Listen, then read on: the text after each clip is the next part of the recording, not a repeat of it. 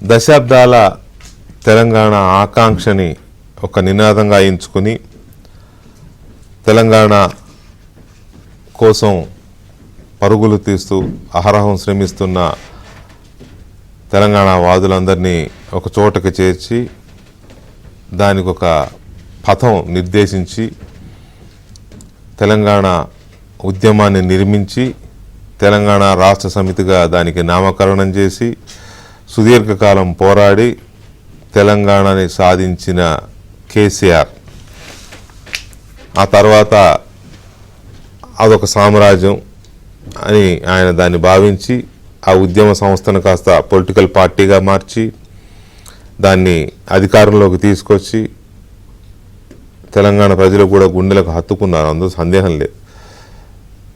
ఆ పార్టీని కేసీఆర్ కుటుంబాన్ని కూడా హత్తుకున్నారు.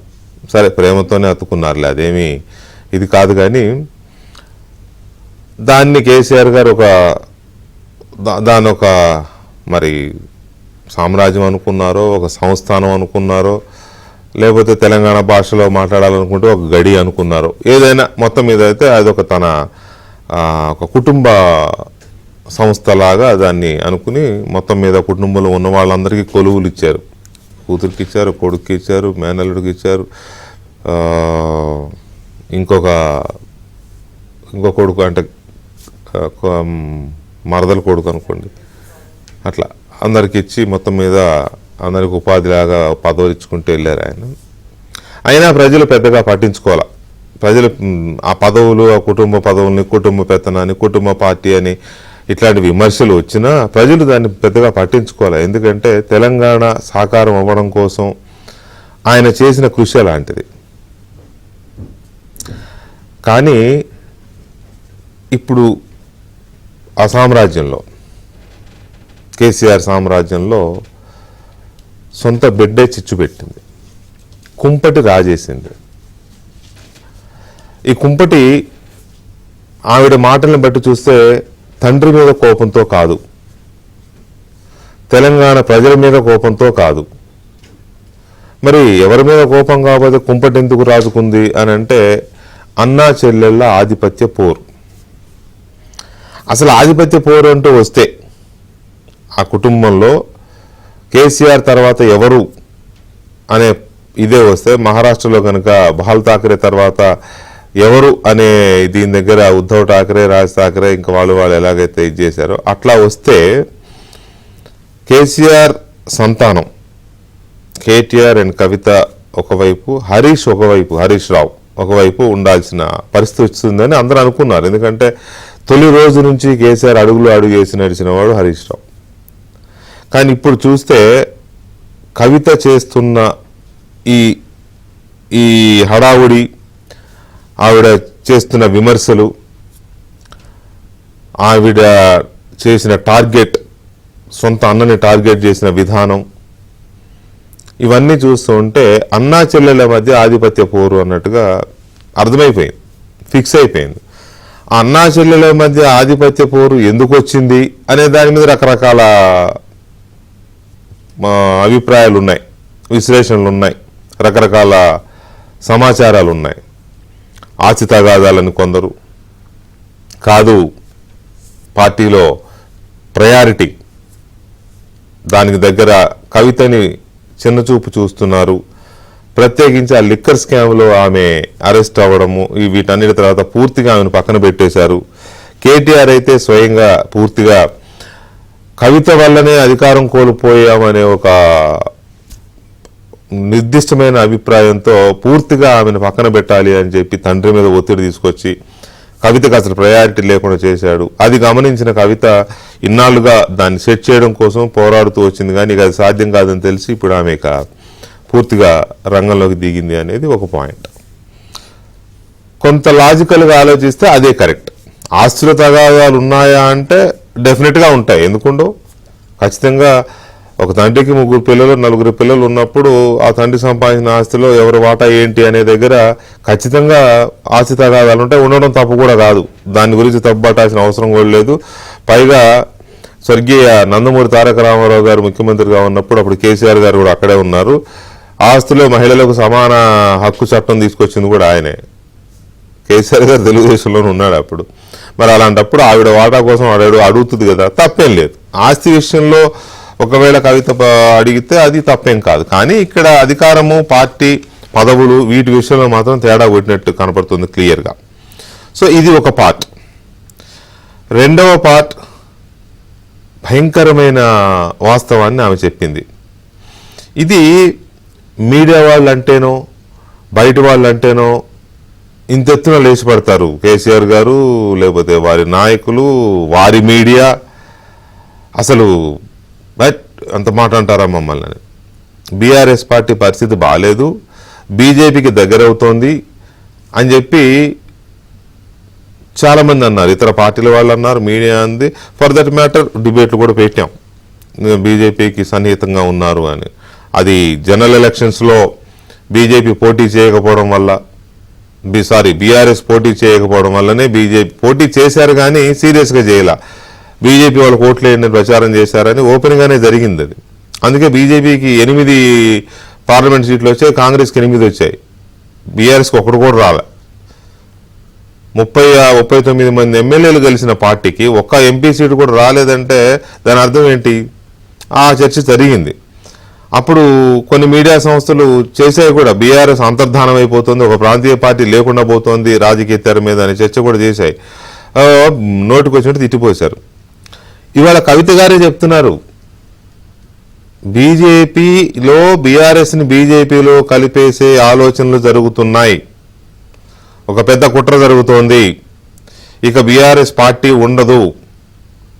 ఇది ఎప్పుడో నేను జైలుకి వెళ్ళినప్పుడు, నేను ఢిల్లీలో ఉండగానే కేసీఆర్ గారు నాతో ఈ ప్రస్తావన చేస్తే అలాంటి పని చేయొద్దని నేను చెప్పాను అని ఆమె స్వయంగా చెప్తోంది. కాంగ్రెస్ పార్టీ పిసిసి అధ్యక్షుడుగా ఉన్న రేవంత్ రెడ్డి 2023 ఎన్నికల ప్రచారంలో తిరుగుతూ బీఆర్ఎస్ బీజేపీ రెండు ఒకటే, బీజేపీ కోటేసినా బీఆర్ఎస్ కోటేసినా బీజేపీకి వేసినట్టే అని ఆయన గట్టిగా ప్రచారం చేశాడు. ఇప్పుడు కవిత చెప్తున్న టైమింగు, రేవంత్ రెడ్డి ప్రజలకు చెప్పిన టైమింగ్ రెండు ఒకటే అవుతున్నాయి మనం ఒకసారి వెనక్కి వెళ్ళి చూస్తే. సో అంటే అప్పుడు ఒక సీరియస్ ప్రయత్నం జరిగింది, అది అలా కంటిన్యూ అవుతోంది ఇప్పటిదాకా కంటిన్యూ అవుతుంది. మోదీ గారు కూడా నిజామాబాద్ సభలో చెప్పారు కదా, కేసీఆర్ వచ్చి నా కొడుకును ముఖ్యమంత్రిని చేయాలనుకుంటున్నా, మీ సహకారం కావాలని అన్నాడని. సో ఇదంతా చూస్తే ఏంటి పరిస్థితి? బీఆర్ఎస్ పార్టీ, టీఆర్ఎస్ బీఆర్ఎస్ అవడం చాలా మంది జీర్ణించుకోలేకపోతున్నారు. ఇప్పుడు బీఆర్ఎస్లో తెలంగాణ పదం లేదు, టీఆర్ఎస్ బీఆర్ఎస్ అవడానికి చాలా మంది జీర్ణించుకోలేకపోతున్న ఈ పరిస్థితుల్లో అసలు బీఆర్ఎస్ఏ ఉండదు, బీజేపీలోకి వెళ్ళిపోద్దు అనే చర్చ ఎందుకు వస్తుంది? అది ఎవరో బయటపెట్ల, కేసీఆర్ కుమార్తె కవిత గారే చెప్తున్న సందర్భంలో ఖచ్చితంగా దీనికి కొన్ని ఆధారాలు ఉంటాయి, లేకపోతే ఎందుకంటుంది ఆమె? రెండోది ఆవిడ, మూడోది ఆవిడ నెక్స్ట్ స్టెప్ ఏంటి, ఆవిడ ఏం చేయబోతోంది? కవిత గారు ఏదన్నా పార్టీలో చేరతారా, సొంత పార్టీ పెడతారా అనే చర్చ ఉంది బయట. ఇవాళ మాట్లాడుతూ ఆమె, నేను సొంత పార్టీ నేను పెట్టనని నేను చెప్పానా, అన్నీ ఓపెన్గా చెప్తారా రాజకీయాల్లో అంటే దాని అర్థం ఏంటి?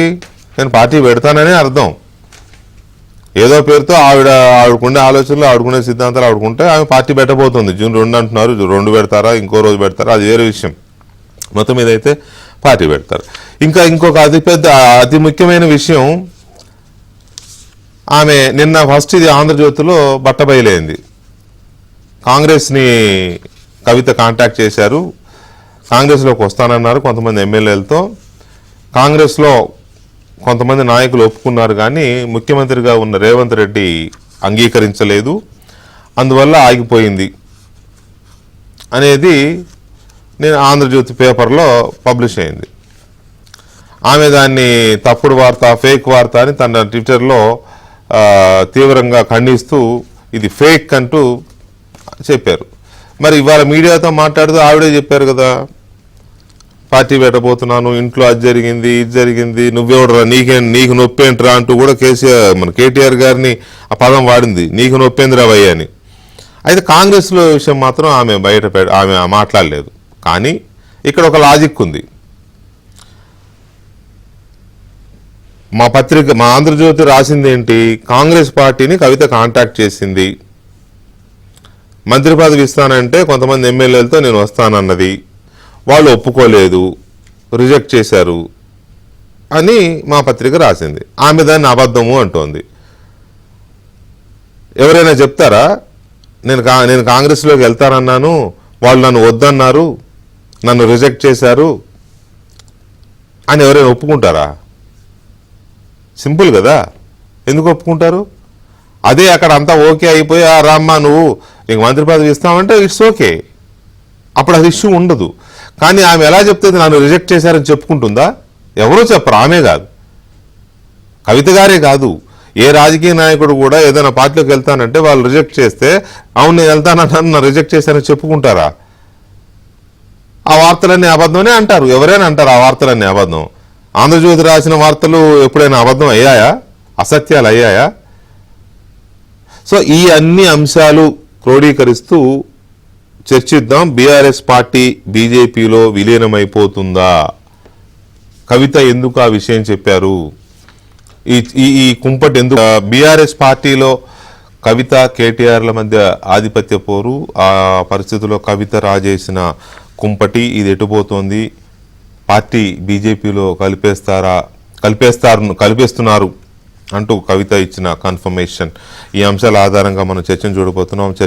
చర్చలో తెలంగాణ ఉద్యమకారుడు, సీనియర్ జర్నలిస్ట్ తెలంగాణ విఠల్ గారు, అలాగే బీజేపీ అధికార ప్రతినిధి విఠల్ గారు, and RLD Rashtriya Lok Dal party Telangana రాష్ట్ర అధ్యక్షులు కపిలవాయి దిలీప్ కుమార్ గారు, మరి కాసేపట్లో కాంగ్రెస్ పార్టీ నాయకురాలు బండ్రు శోభారాణి గారు కూడా మనతో జాయిన్ అవుతారు. ముందుగా దిలీప్ కుమార్ గారు నమస్తే. నమస్తే. ఏంటి ఆర్ఎల్డి అధ్యక్షుడు పిలిచారు, మళ్ళీ ఆర్ఎల్డి అధ్యక్షుడు పిలిచారు? ఏమండి, ఆర్ఎల్డి అధ్యక్షుడు అన్నప్పుడు పిలిచారు, మళ్ళీ ఆర్ఎల్డి అధ్యక్షుడు అయినా పిలిచారు. ఆ మధ్యలో మీరు ఎక్కడున్నారో తెలియదు, మధ్యలో మీరు ఎక్కడ దిగారో తెలియదు సార్. సో మొత్తం మీద మళ్ళీ ఆర్ఎల్డి అధ్యక్షుడు అయినందుకు మీకు అభినందనలు. మనం మాట్లాడుకోలేదు కదా, శుభాకాంక్షలు కూడా. రైట్. ఏమండి విఠల్ గారు, ఏంటి? వెంకటకృష్ణ నమస్తే చెప్తా. నమస్తే మీ ముగ్గురికి నమస్తే. Thank you. ఉద్యమకారులను కలిపినావు దిలీప్ అన్నని విఠల్ని. అదే కదా, ఉద్యమకారులు కలిపేది మేమే, కలపాల్సిన కలపరు. విఠల్ భాయ్ నమస్తే. నమస్తే నమస్తే సార్. వెంకటకృష్ణ కేసీఆర్ విడదీస్తే నువ్వు కలుపుతావు అంటున్నా. Right. Thanks for compliment. Right. Dilip గారు, ఇప్పుడు జరుగుతున్న పరిణామాన్ని కవిత గారు ఒక రకంగా ఇది బీఆర్ఎస్ పార్టీలో కుంపటనే అనుకుంటున్నారు అందరూ, ఇది చిన్న కుంపటి కాదు అనేది. అసలు జరుగుతున్న ఇష్యూ మీద మీ విశ్లేషణ ఏంటి? ఒక 2 minutes టైం ఇస్తే ప్లీజ్. కొంచెం వెనక్కి పోయి ఏం చెప్తానంటే, మీకు కవితకు కేటీఆర్ కున్న కన్ఫ్రంటేషన్ అనేది కొత్తది కాదు, ఉదయం నుంచి హిస్టరీలో అది ఉంది. వీళ్ళిద్దరు కూడా అమెరికాలో గ్లోబల్ రిసెషన్ వచ్చినప్పుడు దాదాపుగా ఉద్యోగాలు పోయినప్పుడు ఇండియాకి వచ్చారు. మీకు తెలిసినంతమంది కేసీఆర్ అనేవాడు మా పిల్లలు మీరు అమెరికాలో ఉన్నారు, నా పిల్లలు వచ్చేవారు 6 పార్టీలోకి అనేవాడు మీ ఇద్దరం మియాబియే ఉన్నాం, ఇంత ఉండి కూడా సరిపోతే బుక్కడన్నా మాకి ఉంది, తెలంగాణకు అంకితం కావాలి కుక్క అన్నాడు. తర్వాత గ్లోబల్ రిసెషన్ లో అన్ఫార్చునేట్ సరే వాళ్ళని తప్పట్లే మనం, వాళ్ళ ఉద్యోగాల ప్రమాదమో పోయినాయో మనకు తెలియదు. ఇద్దరు వచ్చేవరకల్లా తీవ్రమైన తెలంగాణ ఉద్యమం ఉంది. మీరు తెలుసు, మీరు రైట్ ఫ్రమ్ డే 1 నుంచి మా ఉద్యమానికి ప్రత్యక్ష సాక్షి మీరు. అప్పుడు 2007 లో ఎప్పుడు వీళ్ళు వచ్చారో రెడీమేడ్ ప్లాట్ఫామ్ క్రియేట్ అయింది ఉద్యమాన్ని. అప్పటికే రెడీ ఉంది.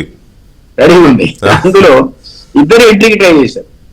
ఈ ఎంట్రీకి ట్రై చేసినప్పుడు ఎలక్షన్స్ వచ్చాయి 2009 లో.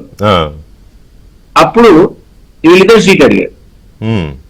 ఇద్దరు అడిగితే నన్ను కవిత అడిగింది, మీ తెలుసు ఆ రోజు ఏ పొజిషన్, చాలా కీలకమైన పాత్ర. అప్పుడు కేటీఆర్ వర్డ్స్ ఇంటే మీరు ఆశ్చర్యపోతారు. అన్నాడు కరీంనగర్ నుంచి హేమాహిమీలంతా వచ్చి నాకు కరీంనగర్ పార్లమెంట్ సీట్ ఏమని చెప్పారు, ఒక్క మీరే చెప్పలేదు, మీరు చెప్తే డాడీ క్లియర్ చేస్తాడు అన్నాడు. అది నా పొజిషన్ ఆ రోజు. నేనన్నా నవ్వి, నేను చెప్పకపోవడానికి ఒక కారణం ఉంది, గివ్ మీ 2 days టైం, 2 రోజుల్లో చెప్తాను అని. తర్వాత కేసీఆర్ అడుగుతా అన్నాడు, అది ఉద్యమ పార్టీ తెలియదు, ఇద్దరు ఏకకాలంలో మనం ఎమ్మెల్యేలు ఎంపీ ఇస్తే మనం బదనాం అవుతాం, ఇద్దరితో మాట్లాడి ఇద్దరిలో ఒక్కళ్ళని మాత్రమే నువ్వు తయారు చేయన్నాడు.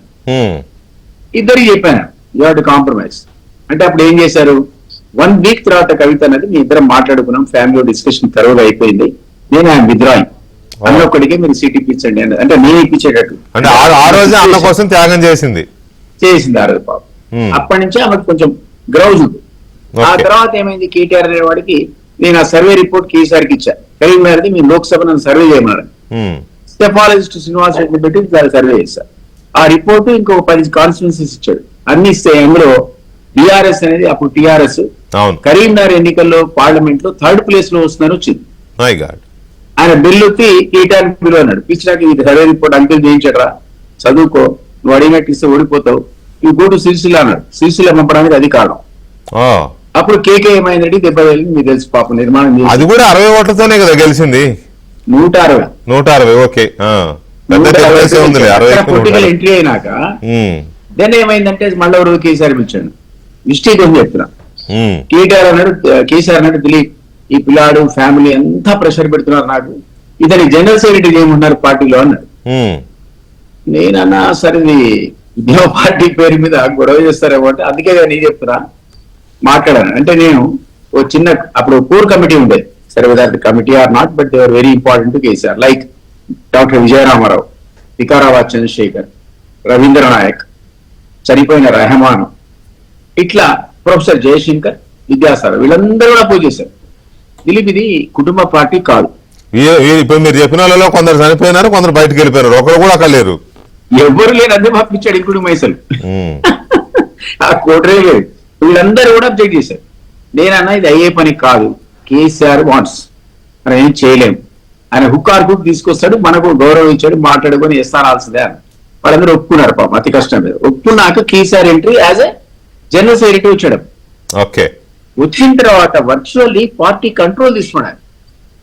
ఈయన గెలవడు, ఎవరు ఉండరు, నేను ఇక్కడ వీక్ అయిపోయా, నేను ఢిల్లీలో ఉన్నంత పవర్ఫుల్ గా పార్టీలోకి వచ్చినాక ఈ బాబు వచ్చినాక లేను, నన్ను వాళ్ళు పక్కకు దూసేస్తారు. ఎందుకంటే ఈ వీడియో బాబు ఈయనడి మేము మా డాడీ నడడం ఏంటనే పద్ధతికి వచ్చి క్రమక్రమంగా ఆయన పోగబెట్టాడు కేసీఆర్. సరే కేటీఆర్ అది వేరే విషయం పక్క పెడదాం. ఆ టైంలో ఆయన ఎవరు వచ్చినా అందుబాటులో ఆఫీస్ లో కూర్చొని మాట్లాడేవాడు. ప్రతి కార్యకర్త కేసీఆర్ కోసం రావడం, ఆయన గెలవకపోవడం, కేటీఆర్ గెలవడం, వర్చువల్లీ ఈజ్ అ కింగ్. అట్లా డెవలప్ అయిన తర్వాత అప్పటికి కూడా కవితకు రోల్ లేదు పార్టీలో, నో రోల్. అప్పుడు ఏం జరిగింది 2009 మీకు తెలుసు, విభేదాలు వచ్చి వెళ్ళిపోయినాం, రాష్ట్రీయ లోకుల తర్వాత ఇప్పుడు పెట్టుకున్న అది సంఘటన విమల గారి పక్క పెడితే ఆ తర్వాత క్రమంలో ఆమె ఒక అద్భుతమైన నిర్మాణం చేసింది, జాగృతి. అవును, ఈ జాగృతి పరిస్థితి ఎట్లా ఉందంటే అసలు టిఆర్ఎస్ సంస్థాగత నిర్మాణం లేదు, ఊళ్ళో కార్యకర్తలు లేదు, మీటింగ్ టు మీటింగ్ 6 నెలలకు మీటింగ్ పెడతాడు, 1 year కు మీటింగ్ పెడతాడు, ఆయన సక్సెస్ చేస్తాడు, ఓ హా అంట మర్చిపోతా ఆయన బడి పడుకుంటాడు. ఇక్కడ జాగృతి ఆఖరికి గ్రామ కమిటీలు కూడా వేసుకుంది. అవును అవును, ఒక స్టేజ్ లో కేసీఆర్ ఇవ్వడం ఇగ్నోర్ చేసే పరిస్థితి లేకుండా నిజామాబాద్ అనేది పిలిచి ఇవ్వాల్సిన పరిస్థితి వచ్చింది సీటు. ఇక్కడ కవిత నుంచి ఏం చెప్పుకోవాలంటే ఒకసారి ఎంపీగా నువ్వు గెలెక్ట్ అయ్యి నువ్వు దాన్ని కంటిన్యూ చేయాల్సి, జాగృతిని అదే పటిష్టంగా నిర్మాణం చేసుకుంటే ఆమె ఇమేజ్ వేరే ఉండేది. ఆమె పార్టీలో ఎప్పుడు కూడా స్థానం లేదు, ఆమె ఎప్పుడు అసంతృప్తి అన్న వల్ల. తర్వాత ఏం జరిగింది, ఆమె బతుకమ్మలు కూడా చెప్పింది, అది కూడా అద్భుతంగా ఈవెన్ ఇంటర్నేషనల్ లెవెల్లో బతుకమ్మలో ఆమెనే బతుకమ్మ కనిపెట్టినంత లెవెల్లో పోయింది. అవును, ఈ 2 ఆర్గనైజేషన్స్ కూడా ఎంపీ అయినాక వదిలేసింది. నిజంగా కవిత వాటిని కన్నా కొనసాగించుంటే ఇప్పుడు మాట్లాడిన శక్తి కంటే ఎక్కువ శక్తి వచ్చి ఉండేది ఆ మాటలో. సరే వాట్ ఎవర్ ఇట్ ఇస్, నేను ఎందుకు చెప్తున్నానంటే అప్పటి నుంచి ఇప్పటి వరకు కూడా ఇద్దరికి పడదు. కేసీఆర్ అనేవాడు కేటీఆర్ కే ప్రొఫెషనల్ ట్రీట్మెంట్ ఇచ్చాడు తప్ప కవితకి లేదు, హరీష్ కి లేదు. హరీష్ అనేవాడు పడి ఉన్నాడు కదా. అంటే మొదటి నుంచి కూడా కేసీఆర్ కవిత గారిని అండర్మైన్ చేస్తూనే వచ్చారనమాట. అంటే అందరూ అండర్మైన్ అంటే పెద్దగా ప్రయారిటీ ఇవ్వకపోవడం, ఇతని ఎంత ప్రయారిటీ ఆ అమ్మాయికి ఇవ్వలేదు. సహజంగా ఎవరైనా ఏ తండ్రి కొడుకు ఇచ్చినంత కూతురికి ఇవ్వరు కదా మన హిందూ దీంట్లో. అంటే ఏం చెప్తున్నానంటే ఈ కారణం చేత కవిత ఫ్రస్ట్రేషన్ గురి అనేది అప్పటి నుంచి నడుస్తూనే ఉంది. కాబట్టి కేటీఆర్ నాయకత్వాన్ని ఆమె నమ్ముకున్నామో లేకపోతే దాన్ని సపోర్ట్ చేసే పరిస్థితిలో లేదు.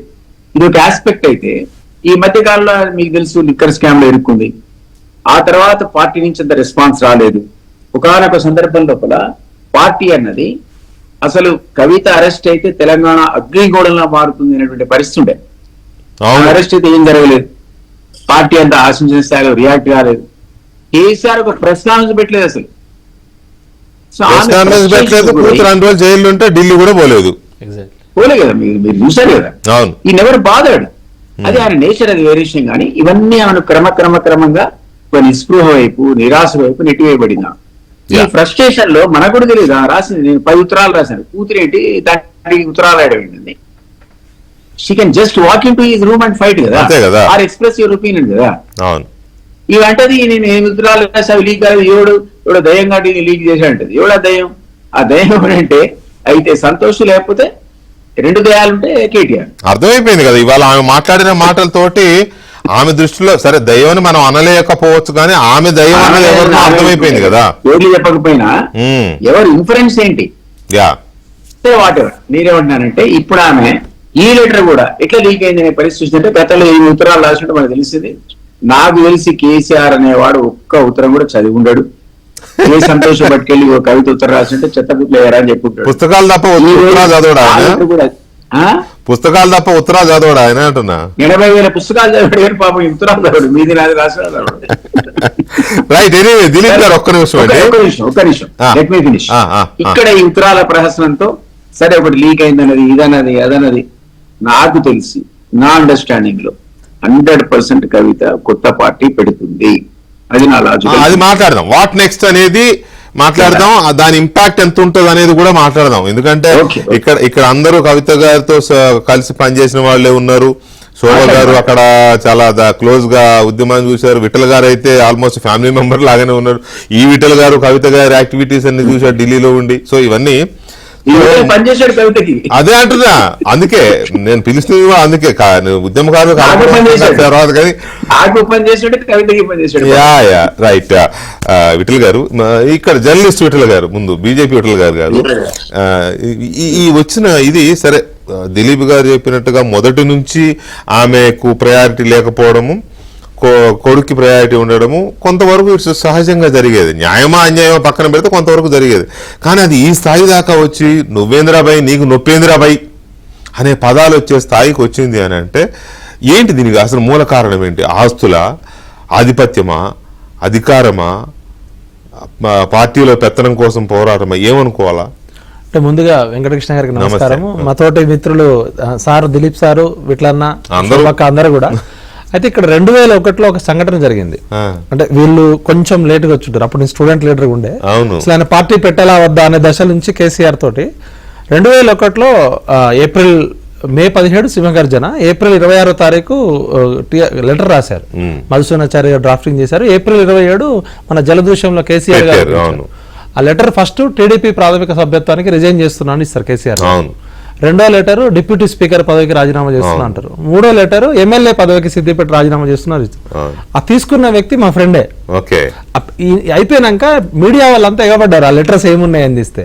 ఆ పర్మిషన్ తీసుకొచ్చింది పృథ్వీరాజ్ యాదవ్. క్యాంపస్ నుంచి స్టూడెంట్స్ ని తీసుకొచ్చింది నేను. పృథ్వీ ఏమో మొత్తం పర్మిషన్ తీసుకొచ్చాడు పృథ్వీరాజ్ యాదవ్ గారు. అంతకు ముందు వేరే వాళ్ళు వెళ్తే రాలేదు. మొత్తం అప్పుడు సిటీలో మజిల్ పవర్ గానీ అంతా కూడా పృథ్వీ చూసుకునేవాడు. స్టూడెంట్స్ మేము పృథ్వీ మేము క్యాంపస్ నుంచి స్టూడెంట్స్. ఆయన పార్టీ పెట్టాలా వద్దా అనే డిస్కషన్ కన్నా ముందు అసలు ఈయనకి నైతిక బలం ఇవ్వడం కోసం ఠాగూర్ ఆడిటోరియంలో ఒక ప్రీ మీటింగ్ పెట్టినాం మేము కేసీఆర్ గారిని పిలిచి. ఆ మీటింగ్ కి 3,000 మంది వచ్చారు. దాంతో కేసీఆర్ గారికి ఒక జోష్ కూడా వచ్చింది. అంటే స్టూడెంట్స్ నమ్మకం వచ్చింది. అంటే క్యాంపస్ పిల్లలు కదులుతారా కదలరా అని. అప్పుడు నేను తేజ టీవీలో రిపోర్టర్ ఉంటూ చాటుకి తెలంగాణ మూవ్మెంట్ అలాంటిది అట్లా ఇన్స్పైర్. అప్పుడు ఏమైంది, ఆ 3 లెటర్ల కోసం మీడియా పర్సన్ నన్ను కాబట్టి రిపోర్టర్లు అంతా నన్ను అడిగారు. ఆ లెటర్లు ఎక్కడ పోయినాయో తెలియదు, ఏం లేదు, ఖాళీ పేపర్లు. తర్వాత మళ్ళా ఆయన ఎవరు బోయినపల్లి హనుమంతరావు గారు ఉండే, అప్పుడు మీడియా ఇన్ఛార్జ్ ఉంటుండే. ఆయన మళ్ళా మధుసూనాచారి గారు డ్రాఫ్ట్ చేసి, అంటే స్టార్టింగ్ లోనే అబద్ధంతో స్టార్ట్ అయిన పార్టీ అది. చాలా మంది తెలియదు, చాలా కొత్త విషయం ఇది. దిలీప్ గారు ఎక్కడ పోయారు? అప్పుడు దిలీప్ సార్ ఇంకా రాలేదు అప్పటికి. ఇప్పుడు లేరు సార్. నేను ఏమన్నా అంటే ఒక జర్నలిస్ట్ గా మాకు ఇప్పుడు ఒకవైపు జర్నలిస్ట్ పాత్ర పోషించాలి. మరి ఏమీ నేను లెటర్ పృథ్వీ యాదవ్ కి పర్మిషన్ తీసుకొచ్చింది పృథ్వీ అన్న. టీఆర్ఎస్ వాళ్ళు ఇస్తే పోలీసులు పర్మిషన్ ఇవ్వలేదు జలదృశ్యం దగ్గర పోలీసు అన్న. మళ్ళీ పృథ్వీ అన్న వెళ్ళి తీసుకొచ్చినాం. మేము ఒక 1000 మందిని లాఠీలతోటి అవసరమైతే పోలీసులు దాడి చేస్తే లట్లు పట్టుకొని కూడా కూర్చొని ఏదైతే అది అయింది వారు స్టార్ట్ అన్నట్టే మేము వచ్చినాం. 3 DCM-లతో వచ్చినాం మేము రావడమే. అంటే ఒకవేళ ప్రభుత్వం కానీ ఏమైనా చేస్తే జలదృశ్యం అని. అటువంటి టైం నుంచి అసలు తెలంగాణ ఉద్యమం మొదలైంది నీళ్లు నిధులు నియామకాల కోసం కాదు. అది కేసీఆర్ పెట్టిన ట్యాగ్ లైన్. చాలా మంది ఏంటంటే ఒక గొర్రె తోకల్లో పోతున్నారు. తెలంగాణ వచ్చింది భూమిపుత్రులకు ఉద్యోగం కావాలని. తెలంగాణ వచ్చింది ప్రత్యేక రాష్ట్రం 1952 స్థానికులు నాన్ముల్కి గో బ్యాక్ భూమిపుత్రులకు ఉద్యోగాలు కావాలని. తెలంగాణ రాష్ట్రం కోసం కూడా కాదు. మనం ఎందుకంటే పునాదిరాలను మర్చిపోతే దాని చరిత్రను మర్చిపోతాం. స్వేచ్ఛ, సమానత్వము, స్వయం పాలన, ఆత్మగౌరవం కోసం తెలంగాణ 52 ముల్కీ ఉద్యమం కానీ 69 ప్రత్యేక ఉద్యమం కానీ మా ఉద్యోగాలు మాకు కావాలని మొదలైన ఉద్యమంలో త్యాగాలేమో ప్రజలయ్యి, భోగాలేమో రాజకీయ నాయకులయ్యి. నాడు చెన్నారెడ్డి కావచ్చు, నేడు కేసీఆర్ కావచ్చు, ఎల్లయ్య మల్లయ్య పుల్లయ్య కావచ్చు. ప్రజలేమో ప్రాణాలు కోల్పోయేంత త్యాగం చేస్తారు, నాయకులేమో లక్షల కోట్ల ఆస్తులు సంపాదిస్తారు. తెలంగాణ సమాజము తన వ్యక్తిత్వానికి, తన అస్మితకు, తన ప్రతీకకు తగిన నాయకత్వాన్ని నిర్మించుకోలేకపోతుందని టంకశాల అశోక్ గారు ఒక ఎడిటోరియల్ రాస్తారు. వార్తా ఎడిటోరియల్ ఉన్నప్పుడు తెలంగాణ నాయకులేమో లోఫర్లు, జోకర్లు, బ్రోకర్లు, అంత స్వార్థపరులు వస్తున్నారు. తెలంగాణ ప్రజలేమో ఇట్లా 1969లో 370 మంది ఆర్మీ వర్సెస్ స్టూడెంట్స్. అప్పుడు దిలీప్ గారి వయసు స్టూడెంట్ లీడర్ ఉండొచ్చు. తృణప్రాయంగా 1 year కర్ఫ్యూ జరిగిన నేలలో మనం ఎలాంటి రాజకీయ నాయకత్వాన్ని పంపిస్తున్నాం. నేను ఢిల్లీలో జర్నలిస్ట్గా పనిచేసినప్పుడు, ఉద్యమకారుడిగా పనిచేసినప్పుడు మహాశ్వేత దేవ్ గారు కలిసిరు మాకు. మేము తెలంగాణ ఉద్యమం గురించి జ్ఞానపీఠ అవార్డు. మీరు ఎక్కడి నుంచి వచ్చారంటే తెలంగాణ అనే మాట మాకు ఒక మహామంత్రము. జార్జ్ ఫెర్నాండెస్ లాంటోడు తెలంగాణ 69 ఉద్యమం నుంచి మేము ఎంతో నేర్చుకున్నాము. శరత్ అట్లాంటి ఇన్స్పిరేషన్ నుంచి మీరు ఇలాంటి నాయకుడిని ఎంచుకునేదని డైరెక్ట్ అడిగారు మమ్మల్ని. అంటే కేసీఆర్ లాంటి నాయకుడిని మీరు నాయకుడిని ఎంచుకున్నారా అని డైరెక్ట్ ముఖం పట్టుకుని అడిగారు. అంటే మీ ప్రజల త్యాగాలు ఇట్లున్నాయి, మీ నాయకత్వం ఇట్లుందని. అది దిలీప్ సార్ కూడా ఆఫ్ ద రికార్డ్ తెలుసు. నేను ఏంటంటే కొంచెం యథార్థవాది చాలా అయితే ఫౌండేషన్ చెప్తున్నాను. అంటే అసలు కేసీఆర్ గారి అసెంబ్లీలో టీడీపీలో ఉన్నప్పుడు తెలంగాణకు వ్యతిరేకంగా మాట్లాడిన స్పీచ్లు ఉన్నాయి. ఇది కేసీఆర్ తో మొదలైన ఉద్యమం, 52లో మొదలైన ఉద్యమము. నీళ్లు నిధులు నియామకాలు అనేది ఒక కొత్త ట్యాగ్ లైన్. ఇప్పుడు మీరు ఆ హిస్టరీ చెబుతూ ఇప్పటిదానికి ఏంటి ఎట్లా లింక్ చేస్తున్నా అంటే, ఇప్పుడు జరిగే కొట్లాట మాకు వార్త ఏబికే ప్రసాద్ గారు జర్నలిజంలో మాకు గురువు. నేను అసిస్టెంట్ ప్రొఫెసర్ గా పనిచేసినప్పుడు కూడా సార్ని పిలిచా కోటి ఉమెన్స్ కాలేజీలో. ప్రజలకు పనికొచ్చేది వార్త. ఈ రోజు మనం జరుగుతున్న డిస్కషన్ లో తెలంగాణ ప్రజల కోణంలో కవిత యాంగిల్ చూడాలంటే, కవిత చిన్నప్పుడు పెరిగిన వాతావరణం కూడా చూడాలి. కవిత కేటీఆర్ పెరిగిన వాతావరణం. ఎందుకంటే నేను ఒక కుటుంబ సభ్యుడిగా వాళ్ళు అన్ని రకాల ఆఫర్స్ ఇచ్చినా కూడా నేను బయటకు వచ్చేసిన. అక్కడ కేసీఆర్ గారు నన్ను నిర్లక్ష్యం చేయలే, కవిత నిర్లక్ష్యం చేయలే. నాకు వాళ్ళ మెంటాలిటీకి సూట్ కాదని చెప్పి వాళ్ళు పార్ట్నర్గా ఉండమన్నారు, నన్ను బిజినెస్ పార్ట్నర్గా కూడా. కవిత గారు బిజినెస్ లో చంద్రబాబు చెప్తా మీకు ఎట్లా మీడియా బిజినెస్ లో. అయితే నేను ఏమంటున్నా అంటే కాదు మీడియా బిజినెస్ అన్న. అప్పుడు లేదు మనం లిక్కర్ బిజినెస్ లేదు, తాగే అలవాటు లేదు, కూర్చునే అలవాటు లేదు. అయితే ఏమంటున్నా అంటే, కవిత గారిని దగ్గర ఉండి ఒక సోదరుడిగా చూస్తే ఒక అభద్రత, ఇన్సెక్యూర్ ఫీలింగ్ ఉంది. అది ఎందుకు అంటే, కేటీఆర్ గారి పొలిటికల్ ఎంట్రీకి కూడా నేను పూణేలో టిఎన్ శేషన్ పొలిటికల్ స్కూల్లో చదివి వచ్చినప్పుడు కేటీఆర్ గారు అమెరికా నుంచి వచ్చారు. దిలీప్ అన్న రూమ్ లోనే ఉండేవాళ్ళు. దిలీప్ సార్ రూమ్ లోనే నేను కేటీఆర్ గారు కలిసినాం. పోచంపల్లి శ్రీనివాస్ రెడ్డి గారు తీసుకెళ్లి కల్పించారు. కేటీఆర్ గారు నాతో డిస్కస్ చేసిందంటే, ఆల్రెడీ నానున్నాడు, హరీష్ ఉన్నాడు, వినోద్ రావు ఉన్నారు, ఇప్పుడు ప్రజలు నేను కూడా వస్తే ఏమనుకుంటున్నారని నాతో 3 hours డిస్కషన్ చేసిండు. మీరు ఇట్లా ఉన్నారు కదా ఫస్ట్ నుంచి స్టూడెంట్ లీడర్గా ఉన్నారంటే, కేసీఆర్ కొడుకు అనేదే నీకు అర్హత కాకూడదు, అనర్హత కాకూడదు. నువ్వు ప్రూవ్ చేసుకుంటే ప్రజలు యాక్సెప్ట్ చేస్తారన్నాం. తర్వాత కేకే మహేందర్ రెడ్డి కడుపు కొట్టారు, టికెట్ తీసుకున్నారు, అది వేరే స్టోరీ. వీళ్ళిద్దరు ఏంటంటే, కేసీఆర్ గారు ఒక 5 సార్లు ఎమ్మెల్యే, ట్రాన్స్పోర్ట్ మినిస్టర్గా పనిచేసిండు. 25 సంవత్సరాలు రాజకీయాల్లో ఉన్న ఒక మంత్రి కొడుకు కూతురు అమెరికాలో పోయి చిన్న చిన్న ఉద్యోగాలు చేయరు. వ్యాపారం కోసమన్నా పోతారు, లేకపోతే చదువుకోవడానికి పోస్తారు. కానీ కవిత గారు కూడా అమెరికాలో చాలా చిన్న ఉద్యోగాలు చేసిన పరిస్థితి తెలుసు. అంటే చిన్నప్పటి నుంచి కేసీఆర్ గారు కుటుంబ సభ్యులని అంతగా పట్టించుకోలే. ఆయన పొలిటికల్ ప్రొఫెషనల్ బిజీగా ఉండడంతో పువ్వాడ అజయ్ గారు, పువ్వాడ నాగేశ్వరరావు గారు క్వార్టర్స్ వీళ్ళకి పక్క పక్కన ఉంటుండే. చిన్నప్పుడు వీళ్ళు చిన్న చిన్న మంచి హోటల్లో తిరగడం కానీ, మంచి బట్టలు వేసుకోవడం, మిగతా ఎమ్మెల్యే కొడుకుల్లాగా, లేకపోతే అంత లగ్జరీ లైఫ్ కాదు వీళ్ళది. మామూలు మధ్యతరగతి పిల్లల జీవితమే. ఎప్పుడైతే ఒకటేసారి హరీష్ గారు ఎప్పుడైతే ఎమ్మెల్యే కాకుండా మంత్రి కావడము, హరీష్ గారి ఆస్తులు పెరగడము, శోభమ్మ గారు ఇమీడియట్ గా అక్కడి నుంచి రమ్మనడం, ఇది వాస్తవం. అది ఎవరు అంగీకరించినా అంగీకరించకపోయినా ఒక దగ్గరుండి నేను చూసిన కాబట్టి అసలు ఫస్ట్ ఒక తండ్రి కుటుంబాన్ని కంట్రోల్ చేయకపోవడం అనేది కేసీఆర్ గారి ఫెయిల్యూర్. ఇలా ఆయన పబ్లిక్ లైఫ్ లో ఎంతైనా ఉండొచ్చు, 4 కోట్ల మందికి ఆయన ఏదైనా కావచ్చు. దిలీప్ గారికి స్పష్టంగా తెలుసు. దిలీప్ గారు ఉన్నారు లైన్లో, ఉన్నారు స్క్రీన్ మీద. దిలీప్ గారు ఏంటంటే చాలా స్పష్టమైన విషయం చెప్పారు. అది ఎందుకంటే మనము వ్యక్తిగతంగా ప్రతి మనకి బలాలు బలహీనతలు ఉంటాయి. ప్రతి మనిషిలో రాముడు ఉంటాడు, రావణాసుడు ఉంటాడు, పాజిటివ్ ఉంటుంది, నెగిటివ్ ఎనర్జీ ఉంటుంది. వరంగల్కి చెందిన ఒక డాక్టర్ గారు లండన్ లోనో అమెరికాలోనో దిలీప్ గారే చెప్పారు ఆ విషయం. ఒక famous psychiatrist, world famous psychiatrist, top లెవెల్లో ఉన్న అతను, తెలంగాణ అతను, మన కేసీఆర్ గారు కేంద్ర మంత్రిగా ఉన్నప్పుడు ఢిల్లీకి వెళ్ళి కలిశారు. ఫస్ట్ రోజు కలవలే, సెకండ్ రోజు 2 hours కూర్చున్నారట. అట్లా 2 సార్లు సిట్టింగ్ అయినాక దిలీప్ గారితో పోతూ దిలీప్ గారు చెప్పిన మాట ఇది, దిలీప్ గారి సాక్ష్యం, నేను చెప్పింది కాదు. ఆయన 2 అపరిచితుడు బుక్కులు అప్పుడు కూడా చెప్పాడు.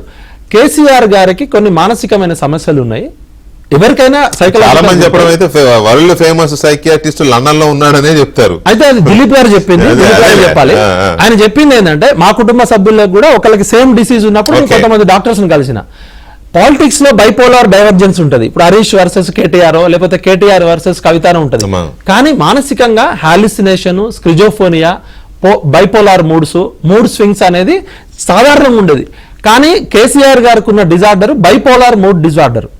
హిట్లర్కి కూడా అదే డిజార్డర్ ఉంది. ప్రపంచంలో చాలా మంది ప్రముఖులకు ఉంది. వీళ్ళు ఏంటంటే మానియాలో ఉన్నప్పుడు, నేను మా ఇంట్లో కుటుంబ సభ్యుడు ఒకరితో 10 సంవత్సరాలు నేను ఒక 20 మంది సైకాలజిస్టులు డిస్కస్ చేసిన. ఈ జబ్బు ఎలాంటిది అంటే ఒక 15 రోజులు ఫుల్ మానియాలో ఉంటారు. మానియాలో ఉన్నప్పుడు అసలు వాళ్ళకి ఏమి మహా పీక్స్ లో ఉంటుంది, ఎవరెస్ట్ శిఖరం కూడా వాళ్ళకి ఎవరు దేవుడితోనైనా దయ్యంతోనే ఆ టైంలో ఎవరు చెప్పినా ఇక మళ్ళా మిగతా 15 రోజులు మూడ్ స్వింగ్స్ ఉన్నాయనుకో, మానియా ఉంటది, లేకపోతే డిప్రెషన్ మోడ్ ఉంటది. అందుకనే మీరు చూడండి సముద్రానికి ఆటుపోటు ఉన్నట్టే పున్నమి అమావాస్య లాగా కేసీఆర్ గారి మనస్తత్వం కూడా, లేస్తే మనిషి వాడు, పడుకుంటే మళ్ళీ దొరకడు, చిక్కడ దొరకడు లాగా. ఆ ప్రాబ్లమ్ అనేది మనుషుల్లో సాధారణమైన ప్రాబ్లం ఉండొచ్చు, కానీ దానికి ట్రీట్మెంట్ తీసుకో. ఇవాళ కుటుంబంలో ఇవాళ కవిత రోడ్డు మీదకి ఎక్కే పరిస్థితి ఎందుకు వచ్చింది? 4 కోట్ల మందికి తెలంగాణ బాపుగా, తెలంగాణ గాంధీగా, ఒక కేసీఆర్ అంటే ఒక బ్రాండ్ ఇమేజ్, మనం అవునన్నా.